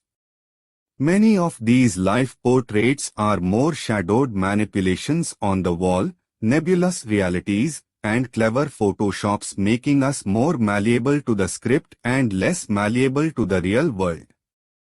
Hyper-reality saath money. Money. It's why you're probably reading this book. Give a $100 bill a good stare. Note your feelings. Feel a tinge of freedom, choices, power, or security. While these feelings might be real, their origins are based on another mirage. Money, the world's dominant hyper-reality, is a mutually shared belief that physical money, a stack of paper bills, or virtual digital money, a number on a computer screen, is valuable, and that the person possessing it is equally valuable. In ancient cultures, such value expressions could be feathers in a headdress, a tribal age, the size of a flock, or the number of emerald stones possessed. The object is irrelevant, it's only valuable because our society mutually agrees it is. In essence, it's a worthless shred of paper with pictures of dead guys. Or it's pixels, a digitized number on a computer screen. In either case, our culture has universally agreed that these representations hold transactional value, just like we believe Monday is for work and Saturday is for play. The next time you are watching a post-apocalyptic movie, note how hyperrealities fall apart. Paper money becomes worthless and used as toilet paper. Fuel becomes better than gold. For example, in the 1992 movie Waterworld, one of the worst movies ever made, dirt becomes a currency. In the Book of Eli, water and books are valued commodities. And of course, named days disappear, every day is another day to survive. Unfortunately, if the belief, or the system upholding it, crumbles, so does the hyper-reality. History has countless examples of money becoming kindling for the bonfire. The Zimbabwe dollar, the Weimar mark, and the Hungarian pengo are just a few. Iceland even flirted with such disasters as recently as a few years ago.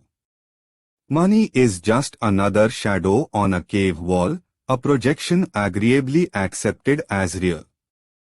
Hyper-reality art, freedom. Joseph Goebbels, the Minister of Propaganda for Nazi Germany and history's biggest liar, knew big lies needed repeating to be believed. The repetition created a consensus fallacy, the idea that if many people believe something, some position, or some ideology, it must be true. Consensus fallacies are how common ideas escape critical thinking and become hyperrealities, such as Earth is the center of the universe. The most fraudulent hyper-reality running rampant in the first world is freedom itself, the perception that we come into this world free and unencumbered, a sovereign person born with inalienable rights that cannot be co-opted, confiscated, or subjugated by any laws, customs, or beliefs. Not true. Not for you, me, or anyone else. The truth is, we are livestock. Hosts for a diabolical purpose. Free-range slaves. Like free-range chickens, we roam free in our container, a country, provided the illusion of freedom, but we are still held captive for our eggs, our economic impact. If you leave, you need permission, a visa, and your leave is limited to whatever the visiting container, country, allows, usually 90 days. You see, ever since your parents signed your birth certificate, you have become government collateral. Corporatized by our country, we are not sovereign individuals free from governance, we are corporations, corporations subject to taxation, regulation, registration, licensing, and a whole host of authoritative mandates. You, the corporation, are owned by the government. Everything you own, and everything I own, is also owned by the government. Yes, you read that right. Everything. And the script? It's merely the custodian of the collateral through its hyperrealistic advancement through childhood indoctrination, commercialization, media manipulation, and social engineering. Now, I realize this borders on conspiracy theorists' creed, but I assure you everything is incontrovertible fact as much as the sun setting in the west. With scripted doctrine fully entrancing the populace, unquestioned and undoubted, your government enjoys lifetime benefits through your corporate self's economic output in the form of labor and consumption. This drives taxation and or dependent constituents who love voting as much as they do consuming. And with an unlimited supply of voting and consuming human collateral, the government can continue to print money today to pay off printed money yesterday. Perhaps this is why the Federal Reserve is so interested in promoting a college degree is worth $20 gazillion. Money truly is no longer backed by gold but backed by blood, and the script administrates the chattel.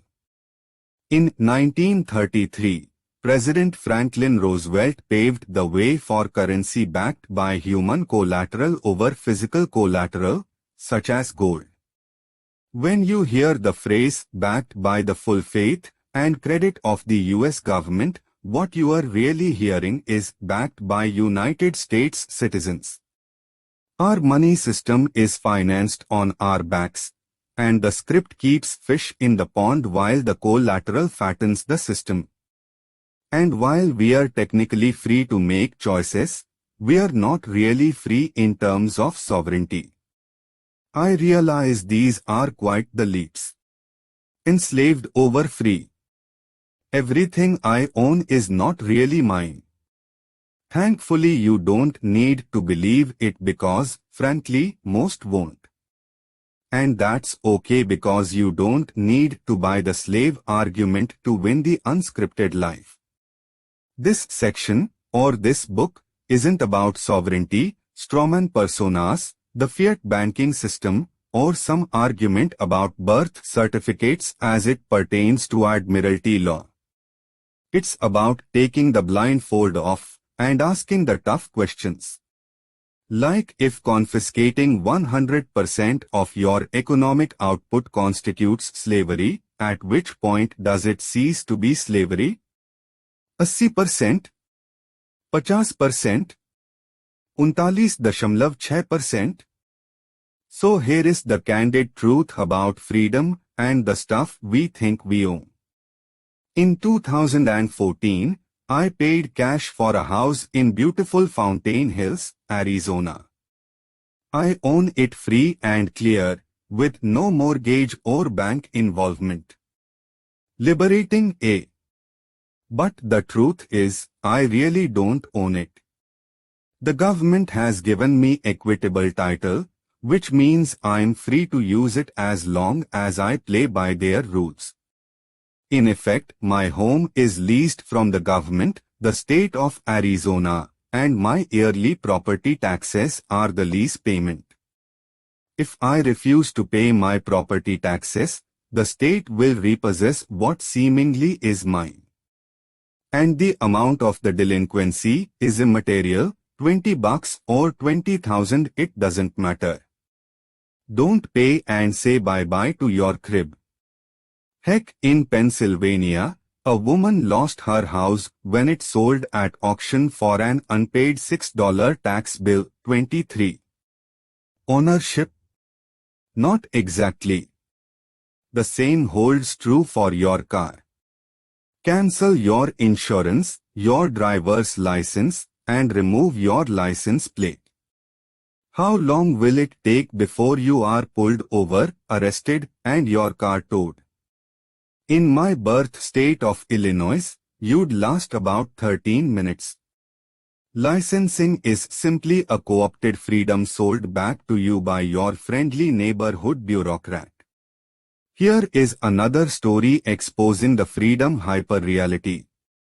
After I moved, my mail got mixed up and was not forwarded. As a result, I underpaid my state tax and the account went delinquent. By the time I heard about the underpayment, the state of Arizona was threatening asset seizure. Here is the exact verbiage from their personal love letter to me, known as the final demand before enforced collection. The Department of Revenue is preparing to take action against you. These actions might include tax liens, and/or the levy or seizure of your bank account, wages, and other assets. Oh, and the amount I underpaid? A whopping $144.78, the current price tag for having your life confiscated. Things aren't any better at the federal level. Stop paying your income taxes, and have tea ready for the IRS. Take a spin on the tax roulette wheel and see how long it takes to have assets and bank accounts seized. Every year, the U.S. Department of the Treasury holds approximately 300 public auctions. Here are the Treasury Department's exact words from its website. We sell property forfeited as a result of violations of federal law enforced by the Department of the Treasury or non-payment of Internal Revenue Service taxes. A wide variety of merchandise is available, including automobiles, aircraft, boats, real estate, jewelry, electronics, wearing apparel, industrial equipment, and miscellaneous goods. Chobbies. Again, all facts, not anti-government conspiracy rhetoric. Everything you own, from your diamond wedding ring to that hideous affliction shirt you shouldn't be wearing, is available for repossession. Don't play by the rules sustaining the scripted system, and watch freedom disappear. Sovereignty is an illusion. Liberty is free range. Of course, Unscripted is not about dodging taxes or driving without car insurance. We simply seek to understand and legally acknowledge the game while learning how to avoid it. Hyperreality No Corporations. Enron, WorldCom, Comcast, Monsanto, Goldman Sachs. These corporations likely got a negative response. And yeah, it's probably well-deserved. Surf Reddit for a few minutes and you'll find there is no love lost for the world's primary business formation, the corporation. In 2011, on HBO's Real Time with Bill Maher, Senator and presidential candidate Bernie Sanders said, "Corporations are not people." 25 Likewise, Elizabeth Warren cheered in her senatorial campaigns the tried and true populist claptrap, "Corporations are not people." And of course the sheep gave it booming applause. Such corporate contempt from the political establishment with regard to corporations usually involves two things: 1. Its personhood in the eyes of the law, and 2. Its electoral and legislative influence of elections through special interest lobbying and political action committees, PACs, compliments of the Citizens United Supreme Court ruling. Both arguments have merit, as corporate cashmucking elections and legislative processes aren't really good things. Nonetheless, their primary thesis, "Corporations are not people," is entirely false both in the eyes of the law and in their unadulterated form. Underneath this erroneous worldview is another hyper-reality, the perception that corporations are evil, faceless, monolithic superstructures born from nothingness and responsible for every sin in the free world. The reality? Underneath the corporate veil, cranking the gears, aren't monkeys, robots, or artificial intelligence but people, managers, employees, corporate executives, and shareholders. And these people are capable of every sin imaginable. Corporations are evil and greedy. No, people are evil and greedy. Think of it this way: if an errant drive-by shooting strikes you in the leg while walking the dog, who are you angry at? The car? Or the people in the car shooting? The car is directed by its occupants, just like a corporation. Corporate distrust is warranted, but the guile is displaced. Moving down the corporate chain, shareholders elect the executives. And those shareholders aren't bigwigs living in ivory towers, they are common people investing for retirement, husbands, wives, grandma and grandpa. Your landscaper, your bartender. They all link the corporate chain, and they probably don't know it.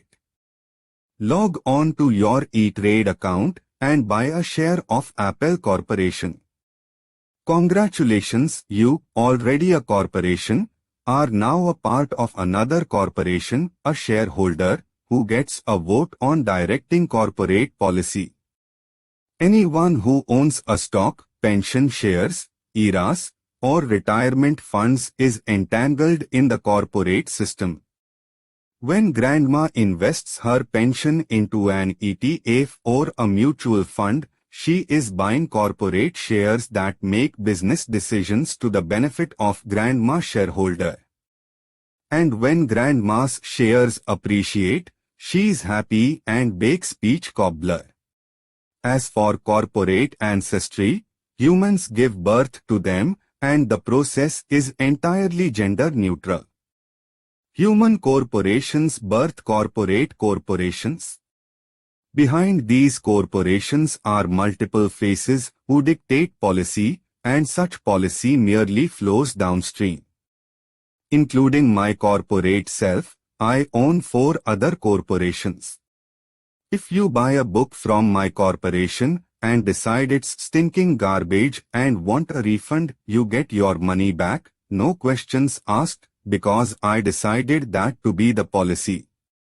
My corporation is neither altruistic nor greedy.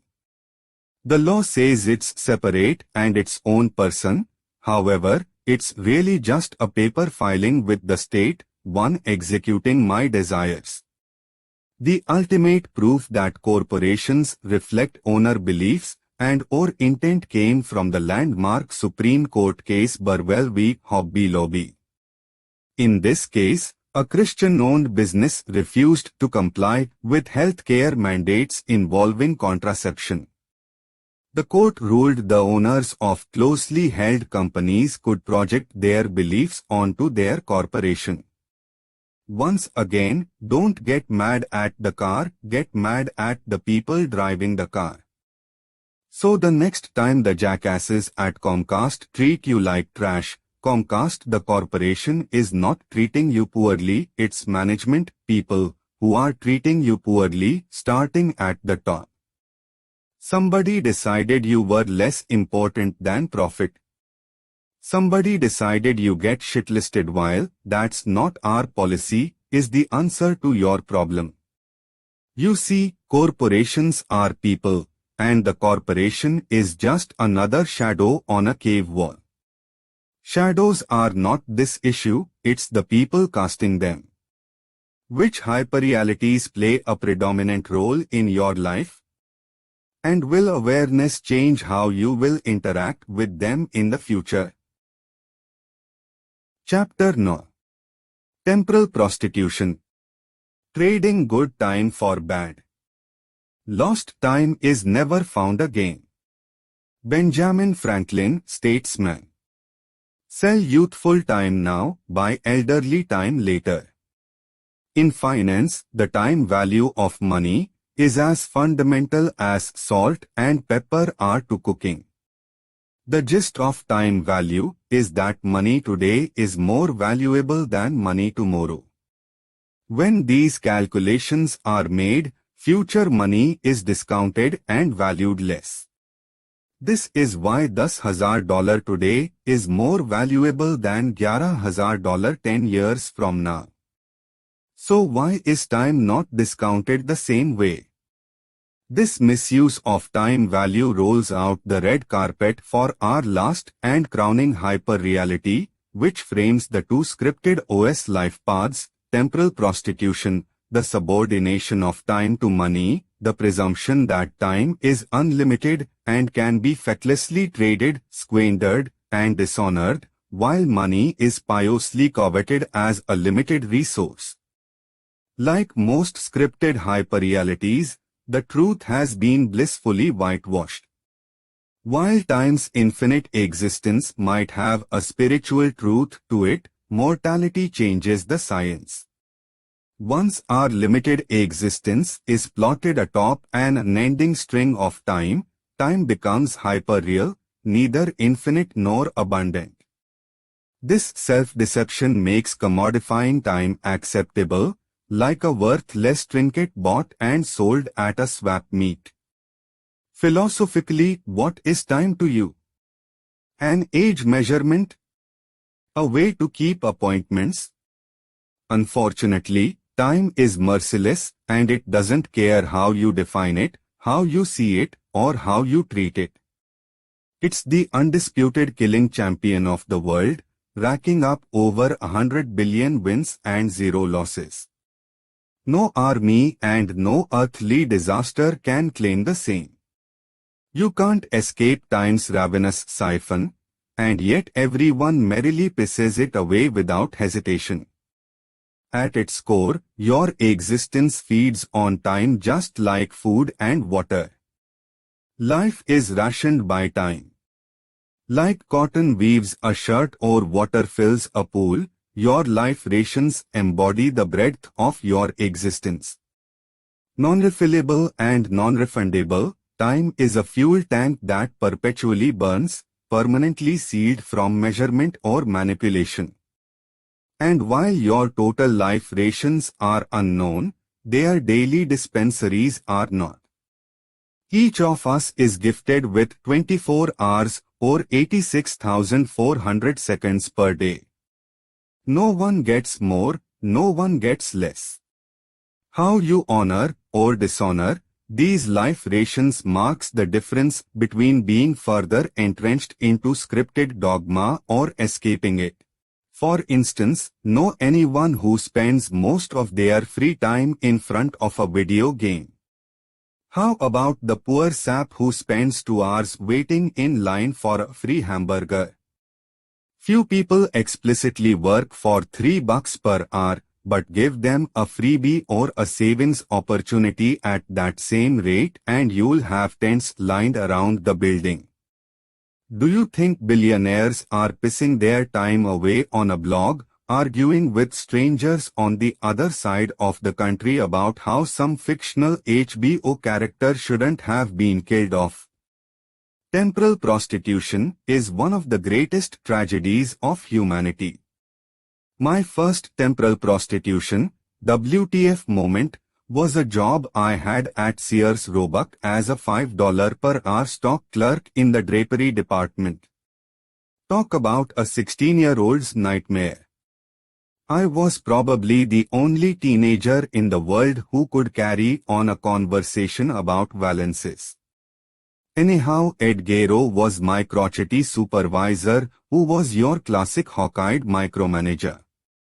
He demanded perfection and cursed everything I did. The towels are folded wrong, those toasters aren't stacked properly, or my favorite, if you need to piss, wait for lunch or piss your pants. It was at Sears where I learned that in order to make $500, I had to swap 100 hours of my life and swap them under the constant surveillance of Ed Guerrero. This was important. Back then, my hobby was car stereos, and 18 saw what Rockford Fosgate amplifier with a $500 price tag had my interest. My audio system, already amped and stacked with dual 12-inch subwoofers, shook the street with thunderous force. My neighbors hated me, and I salted their anger by not rocking to Neil Diamond but to Live Crew. However, in my rebellious mind, they didn't hate me enough. My shit needed to thump harder, and that new Fosgate amplifier would indeed volumize the thumpings. But there was a problem. I hated my job. And I hated Ed. This was a watershed moment because I noticed trading time for money sucked, but it also held another truth few grasp: the things I wanted, specifically my amp, really didn't cost money, they cost me fragments of my life. The price tag for my amplifier wasn't $500, it was 100 hourly life rations joyously spent with dickhead Ed. Suddenly, a few extra decibels of bass didn't seem worth it. The life ration concept is uniquely demonstrated in the 2011 movie In Time. In the movie, humans have their forearms time-stamped with a countdown death clock, which ticks toward the end of life. With a quick glance, anyone can see how many life rations they have left to breathe. In this dystopia, work is not paid with money but with more life rations, time added onto your death clock. Working one day might earn you two. While the movie wouldn't win an Oscar, it exposed some great revelations with respect to how we use our time. First, just because your death clock isn't visibly stamped on your forearm doesn't mean it isn't there. Like air, it exists, you just can't see it. This invisible time bomb perpetually ticks toward death, bleeding every second of your life's rations. And nothing can stop it, not the $4 million you saved for the last 40 years, not your MBA, not your granite countertops. We are relentlessly pursued by time with death as its final goal. It has no mercy and often has no just cause. So ask yourself, if a death clock suddenly became visible and advertised your life rations for easy viewing, say your smartphone, would you spend your time differently? Would you be okay sitting at a desk 5 days a week doing a job you hated? Would you spend 2 days camped outside at Best Buy, hoping to save $200 on a curved television? How about buying into a financial scheme that promised freedom only after 90% of your life's rations have bled dry? And more importantly, what remaining time on your death clock would deliver the much-needed head smack that screamed, "OMG, my life is too precious to be squandered on a sidewalk waiting to save $10. 6 weeks, months, years. Second unscripted rule. How many life rations are you trading today to earn freedom tomorrow? When we project the same time value of money principle to time, we come to the same conclusion: free time today is better than free time tomorrow. Youthful time sold today, working 5 days a week, so you can buy elderly time later, retirement in your twilight, is a bad bet. Think how ridiculous this is. You work Monday through Friday, or you spend 5 life rations just so you can earn 2. 5 for 2. Would you accept this negative rate of return in the financial world? Hey, invest 5 life rations, and I will give you 2 back as payment? Oh, and BTW, you won't get back your original investment. Remember, time spent can never be reclaimed or refilled, so it's not an interest payment, it's an immediate loss of principal and a dismally negative rate of return. Gone means gone. In the in-time world, negative returns wouldn't fly. No one would work because it pays better not to. And yet, in our invisible death clock world, it's perfectly accepted. In the end, our fate is sealed. However, what isn't sealed is the type of time you can enjoy among your life rations. Within your time bank, there are 2 time types you can manipulate: 1. Free time and 2. Indentured time. Free time is the time you own, and it's the only time that's important. No one has a claim on it. You do what you want, sleep in, write, read, whatever warms your heart. Follow scripted protocol, and you are locked into a shitty deal where free time is automatically presumed to exist only on the weekends, at least until retirement at some god-forsaken age a gazillion years later. Retirement might as well mean the flash of free time before I die. Conversely, indentured time is time someone else owns: school, studying, work, traffic, your biz, etc. So if your workday consists of 9 hours at the office, 2 hours in traffic, 2 hours in dress-undress, and 1 hour in unwind time, how much free time do you really have? Assuming 8 hours for sleep, add up the work-related time, and your free time amounts to a pitiful 2 hours per day for a work day. Effective use of your life's rations? Under temporal prostitution, the things you buy cost more than just money, they cost future fragments of your life, transforming free time into indentured time. Consider this: 2 lives, Bob and AJ, each equally granted 75 years of life. Both get the standard 24-hour day. The difference between the two is how time is honored or dishonored. Bob invests his life's work in a system where time is prostituted. He experiences 63 years of indentured time while enjoying only 12 years of free time, 3 health-challenged years after retirement and 9 years in his lazy youth. He never writes that book he dreamed of. He never scuba dives in the Caribbean because his cardiologist recommended against it. He never took that 2-month Mediterranean cruise. He never watched his son win the lacrosse championship. Never, never, and never. But hey, don't worry, he is saved quite the portfolio and was featured on Business Insider's front page as a model for portfolio wealth. Never mind that he destroyed one wealth in pursuit of another. Live poor and die rich. It's scriptably diabolical. MJ, on the other hand, invests his life's work in a system that honors time. He experiences 23 indentured years while enjoying a whopping 42 years of free time, mostly experienced after he retired in his 30s. Never is not in his vocabulary, but when, where, and how are. Who do you think will have lived a life rich in experiences, friendship, art, travel, contribution, and spiritual fulfillment? When the life rations drip their last drip, and the death clock taps the grim reaper on the shoulder, what will your human spirit resonate, regret, or peace? Temporal prostitution is the path to the dark side, and it doesn't require a throaty mask, but it does have an evil emperor.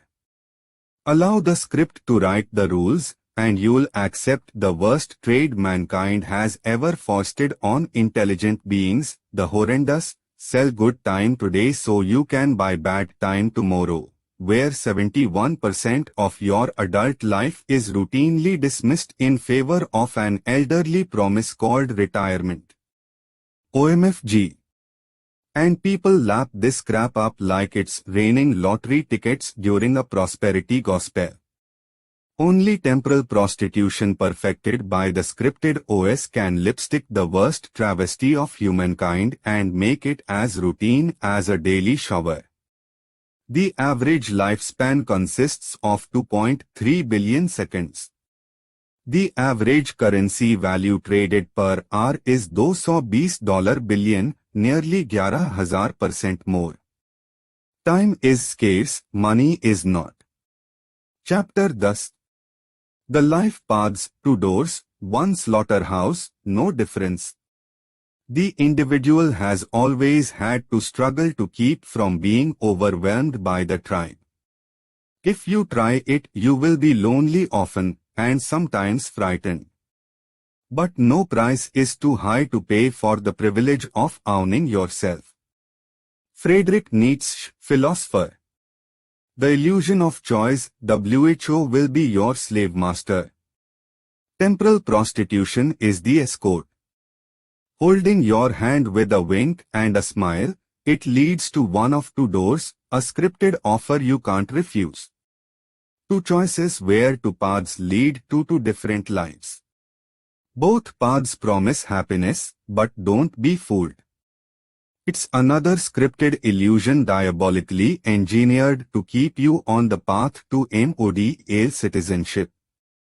You see, no matter which door you choose, their roads converge to the same regretful destination riddled in deferred dreams, lifelong work, and broken promises. Your choice is meaningless because both choices lead directly into the scripted slaughterhouse. Getting to choose your leash and the slave owner who pulls it still makes you a slave. Once you expose the life paths and determine which one applies to your life, you can better plan your escape. Door 1, the sidewalk, trade tomorrow for today. The path, the sidewalk. The promise, happiness through consumption. The leash, consumption and entitlement. The collar, debt and dependence. The slave master, corporations and/or government. The rat race: consume, debt, work, or vote, repeat. The pay for it later culture. Know anyone living large, and yet they are always complaining about money. You know the type: friends who forget their wallet and can't pay their restaurant tab. Or worse, they order 5 glasses of wine, and yet they want to evenly split the bill though you drank nothing. Welcome to Door 1, the sidewalk. For the unknowing masses, it's an attractive red-carpeted causeway. For the script, it's the carotid artery right into the Model citizen slaughterhouse. Anyone can be a sidewalker: lawyers, cashiers, entrepreneurs, truck drivers, doctors, engineers, the McDonald's manager, and the cashier he manages. The sidewalk is an equal opportunity meat grinder, immune to race, education, achievements, titles, and income. The path to the sidewalk has only one prerequisite: life to consume. The sidewalk is the script's paycheck to paycheck, pay for it later plan, promising happiness through consumption, both material acquisition and hyperrealistic assimilation. In return for temporary, short-lived comfort, the financed car, the vacation to Tahiti, the trendy wardrobe, the nights on the town in the VIP section, the future is forsaken for fleeting thrills, which must be repaid tomorrow by longer lurches of pain.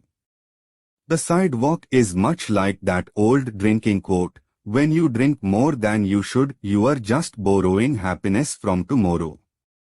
Unfortunately, tomorrow is continually postponed until the pain compounds into an inescapable work mandate. Or worse, you become just another government-greased serf, whose vote can be bribed with the mere mention of free stuff, just so long as someone else pays for it. The common thread among sidewalkers is they always live one something from broke: one paycheck, one business deal, one gig, one album failure, one welfare check, one contract. Unrestrained spending is often justified with cutesy acronyms, such as YOLO, TGIF, or FMA. Unfortunately, YOLO's price doesn't live once, it lives and grows on your Visa card.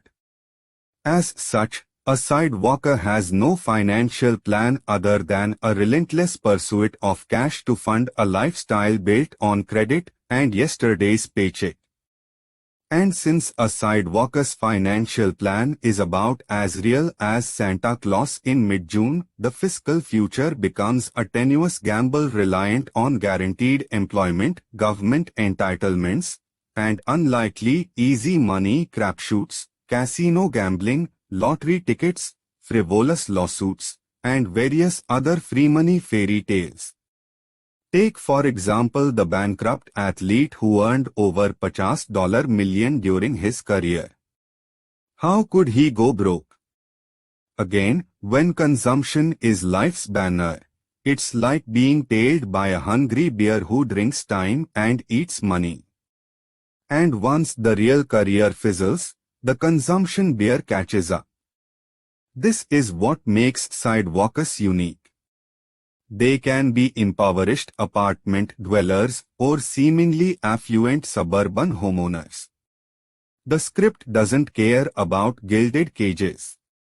Net income is merely a speed dial on the hedonic treadmill, a ticket for instant gratification and consumption. Whatever is earned is spent.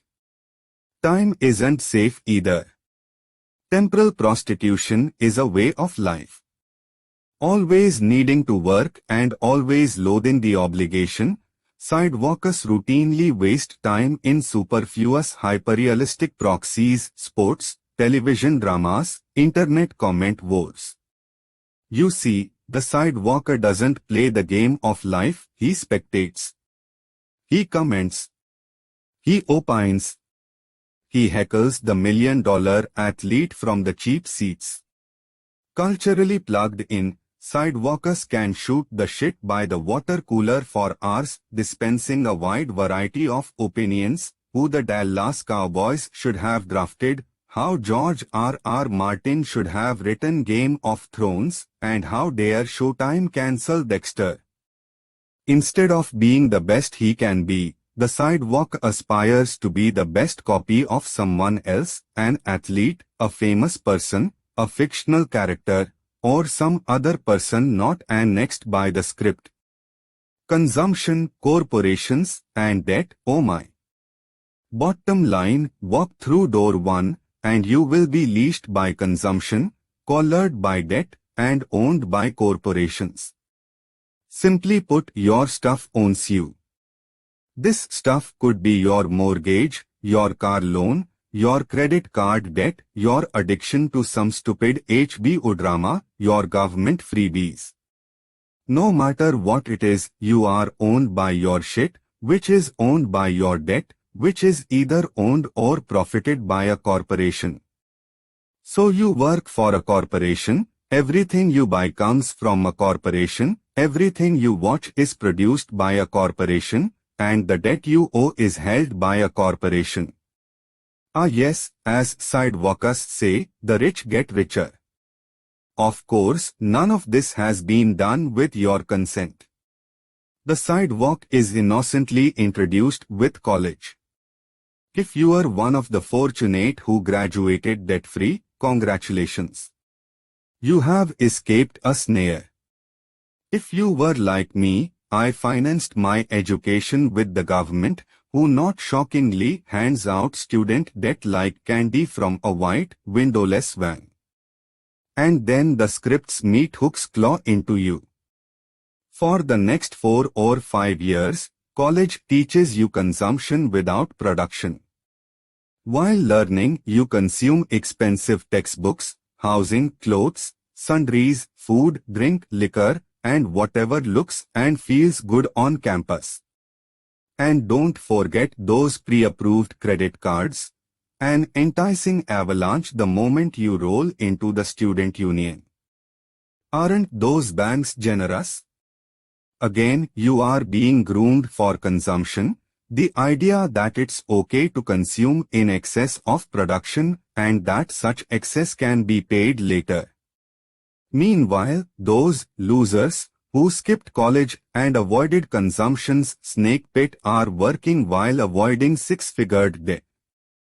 After graduation, the consumption mentality continues as hedonistic pleasure and peer one-upmanship.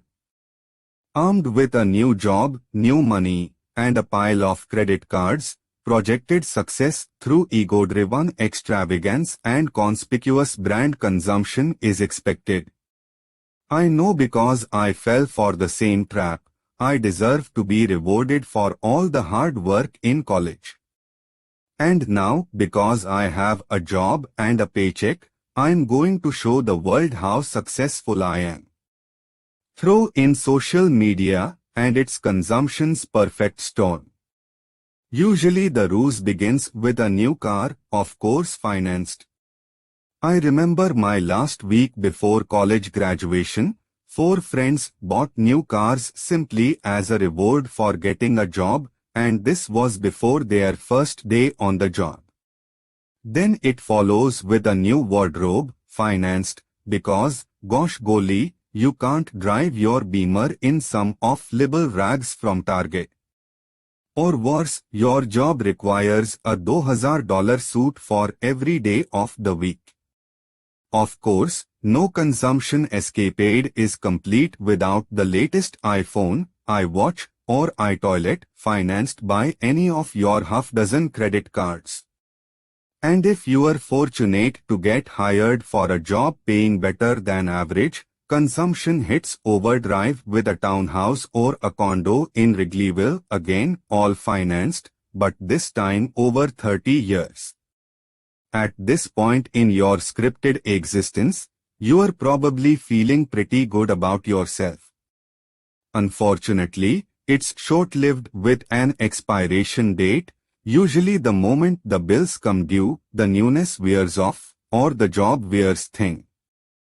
Underneath the scripted delusion is the idea that success can be bought at a mall, parked in a garage, or cashed on a Friday. Few realize that every dollar owed shortens the leash and tightens the collar around their neck. My first-hand experience being short-leashed and tight-collared happened after I graduated. I was miserable 5 days a week, working a dead-end construction job. But the money was good. Fresh off some bad advice, fake it until you make it, I bribed my weekday misery with a sports car, one I couldn't afford and had no business owning. The car payments siphoned most of my paycheck. I no longer could afford moving out from under my mother's wing. But damn, I looked good. And for a few weeks, I actually felt successful.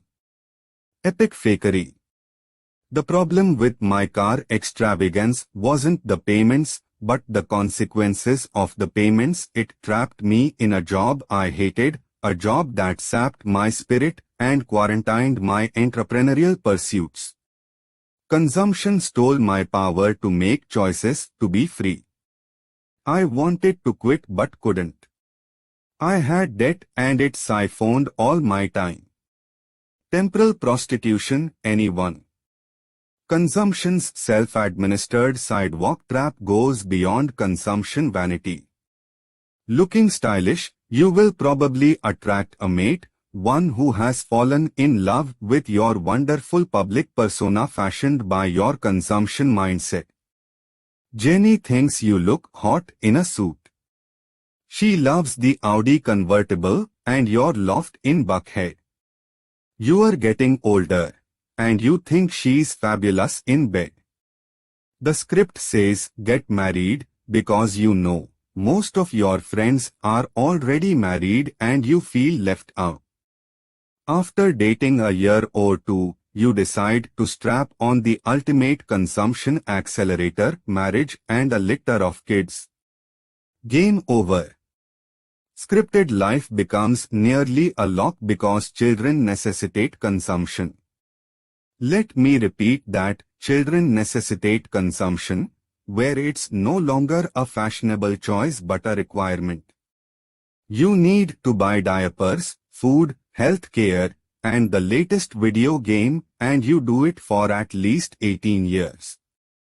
Congratulations, you are the script's new best friend. So the next time you are sowing your oats unprotected with some Tinder hookup or sitting in the finance office at the car dealer signing a contract, picture Admiral Akbar heckling in the background, wait, it's a trap. And please understand, I am not anti-marriage or anti-children. I am anti-consumption and anti-making stupid decisions before you were fully matured into the person you will become. Trust me, your 22-year-old self will be an unrecognizable stranger to your 32-year-old self, as will the person you attract. Marriage and children could be the most important part of your human experience. It's worth waiting until you have discovered your true self, where you can give your spouse and kids everything you have got, not just a kiss on the cheek and a weekend. Door to the slow lane, trade today for tomorrow.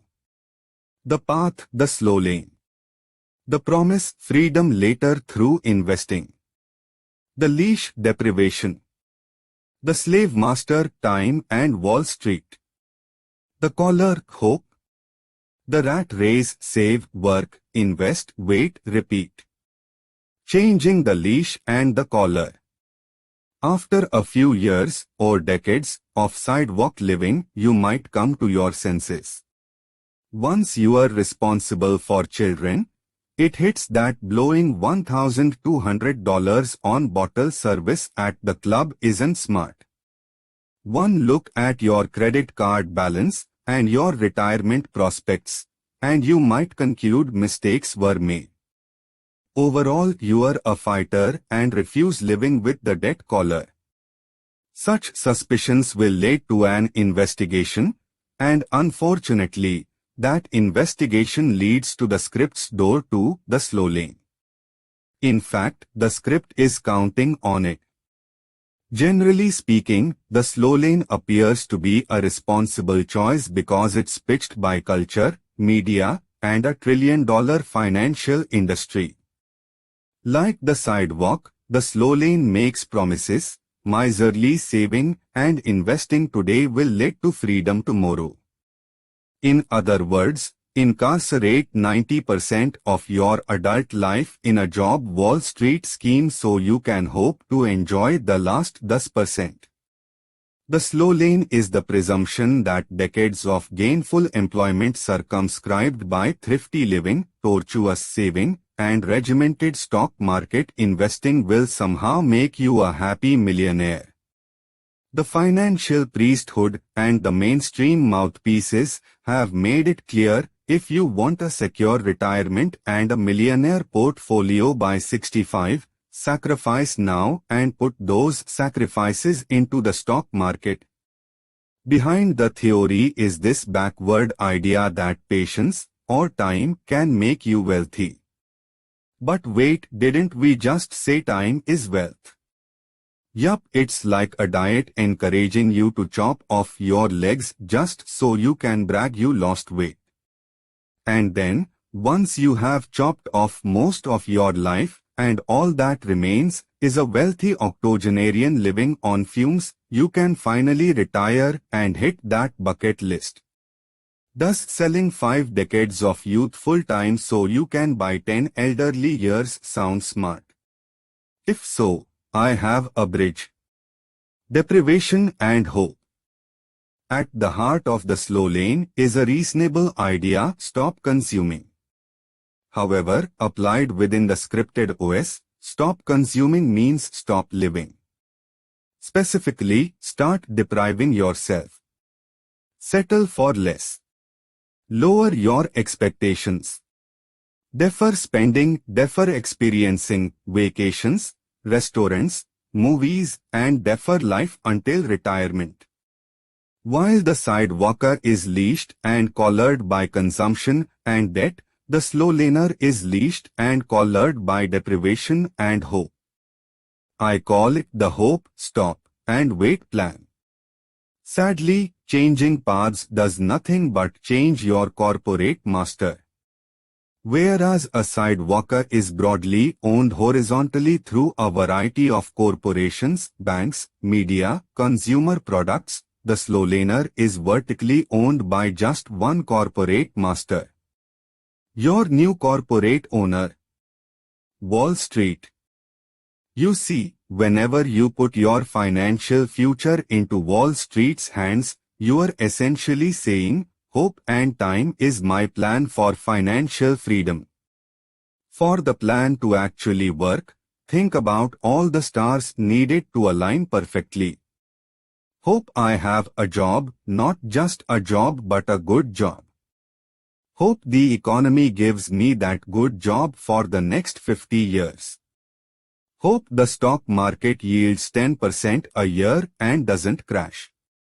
Hope the housing market doesn't implode and erase my equity. Hope I'm alive by retirement. Hope I'm healthy. Hope the government doesn't hyperinflate my savings or the currency in which it is denominated. Hope the government can continually fund a bankrupt social security program. Yes, you are collared by hope, imprisoned by time, and owned by Wall Street. But the leash is worse. Before you can test the plan, it requires the stingy leash of deprivation. Every dollar must be pinched, coveted, and invested. Expenses cut to bare minimums, cancel the movie channels. Clip coupons. Buy your wardrobe from Goodwill. Ride the super shuttle from the airport to save $8, even though it adds 2 hours to your ride. Stop going to first-run movies and wait for the DVD dollar rental. Stop vacationing. Stop ordering expensive wine at restaurants. Restaurants? You shouldn't be at a restaurant, dummy. Save that cash, it could be worth $1,000 in 50 years. Stop this, stop that. Stop living and start dying. Hope, stop, and wait. Sounds great, eh? The people profiting from the ruse tell you it is. The slow lane is a multi-trillion-dollar industry lickspittled by famous authors and radio personalities, financial planners, money managers, and a whole gauntlet of prejudiced parties. Not surprisingly, these fiscal prostitutes don't get rich practicing their advice, they get rich teaching it. Pick up any book about personal finance, and you are likely to read a 200-page mindfuck about being cheap. Of course, these books don't overtly say, be cheap, but hide behind slippery phrases like the simple life or frugal living. Some bloggers make a living on the entire concept, as if dumpster diving for expired meat behind the safe way is so brilliant. Regardless of the words beating you stupid, the concept is ridiculous and oxymoronic. Scarcity does not create abundance. Replacing fiscal poverty with experiential poverty is like replacing your dietary protein with carbs and expecting muscle. And yet millions of people mistakenly believe that the menu of extraordinary living has settled for less listed as an entry. It doesn't. Think about it from the seeder's perspective. If you sold 10 million books on how to pinch a penny from your ass, do you think you'd care about the stock market? Likewise, if you had $8 billion under management at your hedge fund, do you think you'd care about returns? Win, lose, or draw, you make bank. Nonetheless, the beat goes on. $100 saved every month could be worth $5 million after 50 years. Inflation. Stock market crashes. Life expectancy. Survivor biases. 0% interest rates. Currency devaluation. My friends, pay no attention to probable reality because, just like lotteries, probable reality plays no role in feel-good fantasies. You are going to be rich. Sadly, slowlaners snort this BS like free cocaine in a billionaire's penthouse. And once again, temporal prostitution is saddled up and ridden toward death. There is no freedom without vitality. 6 feet under is not freedom, and neither is a hip replacement and a wheelchair.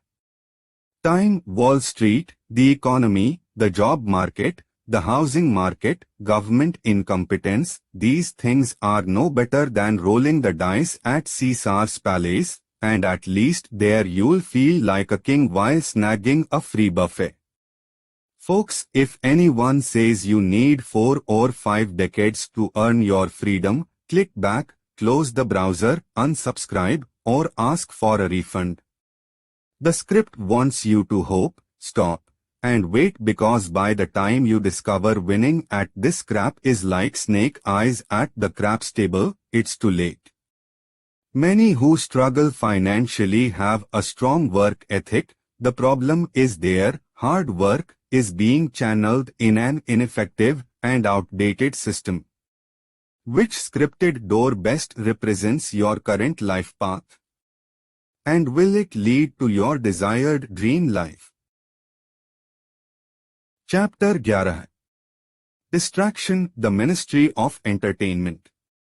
What the mass media offers is not popular art, but entertainment which is intended to be consumed like food, forgotten, and replaced by a new dish. W. H. Auden, poet. Move along, nothing to see here. D. Hear that? Those are the DS coming your way, dread. dissatisfaction, depression, disquiet, discontent, disillusionment. All predictable consequences for either door. The disharmonious emotional whispers onward to your final destination, Odio citizenship.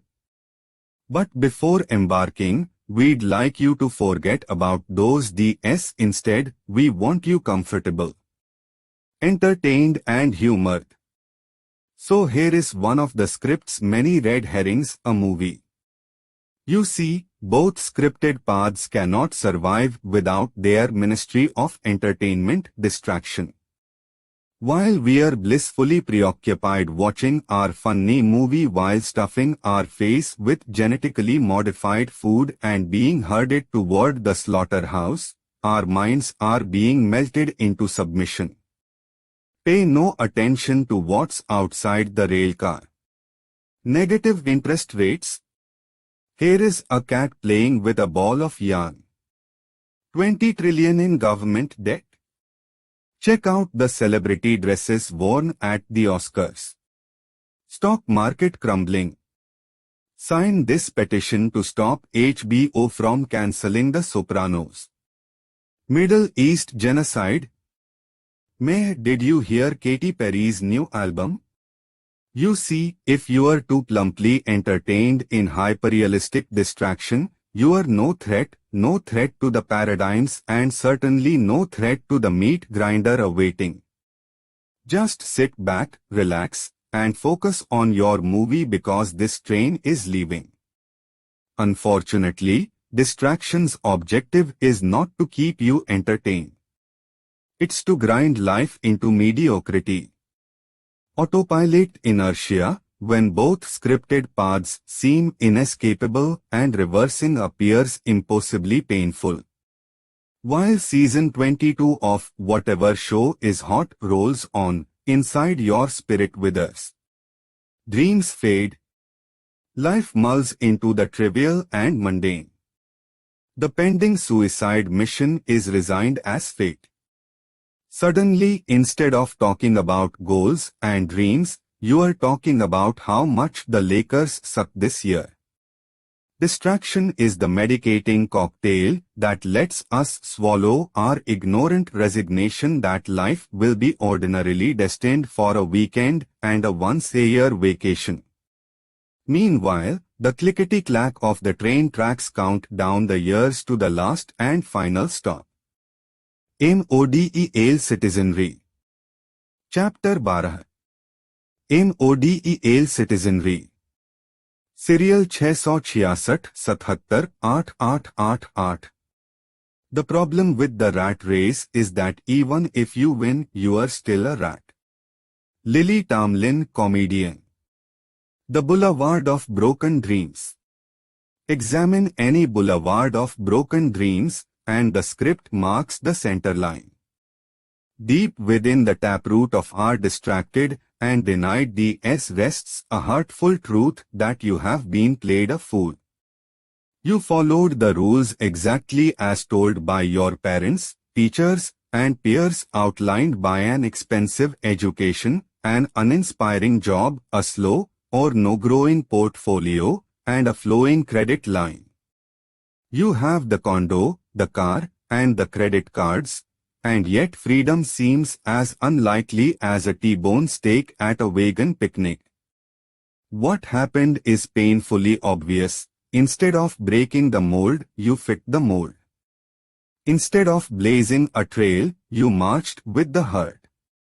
Instead of leading the pack led you.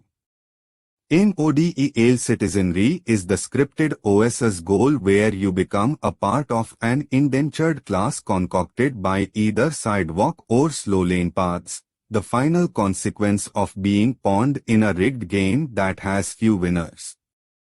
As the script's newest manufactured Odio citizen, life is mediocre. Life has regressed into an unremarkable yet comfortable ordinariness, where thriving is not an objective, but surviving. Obedient free thinking is dead, You follow popular opinion and trust your government and the news organizations fanning the flames of your biases. DEPENDENT, you are a debt serf owned by an army of corporations, product and service producers, Wall Street, government, or worse, you are owned by time. Entertained, your entertained and humored mind distracts the heart to the point where your soul is no longer hurt. Flesh dead at 25 but not buried until 75. Goals non-existent. Optimism scant. Dreams murdered. This script is real.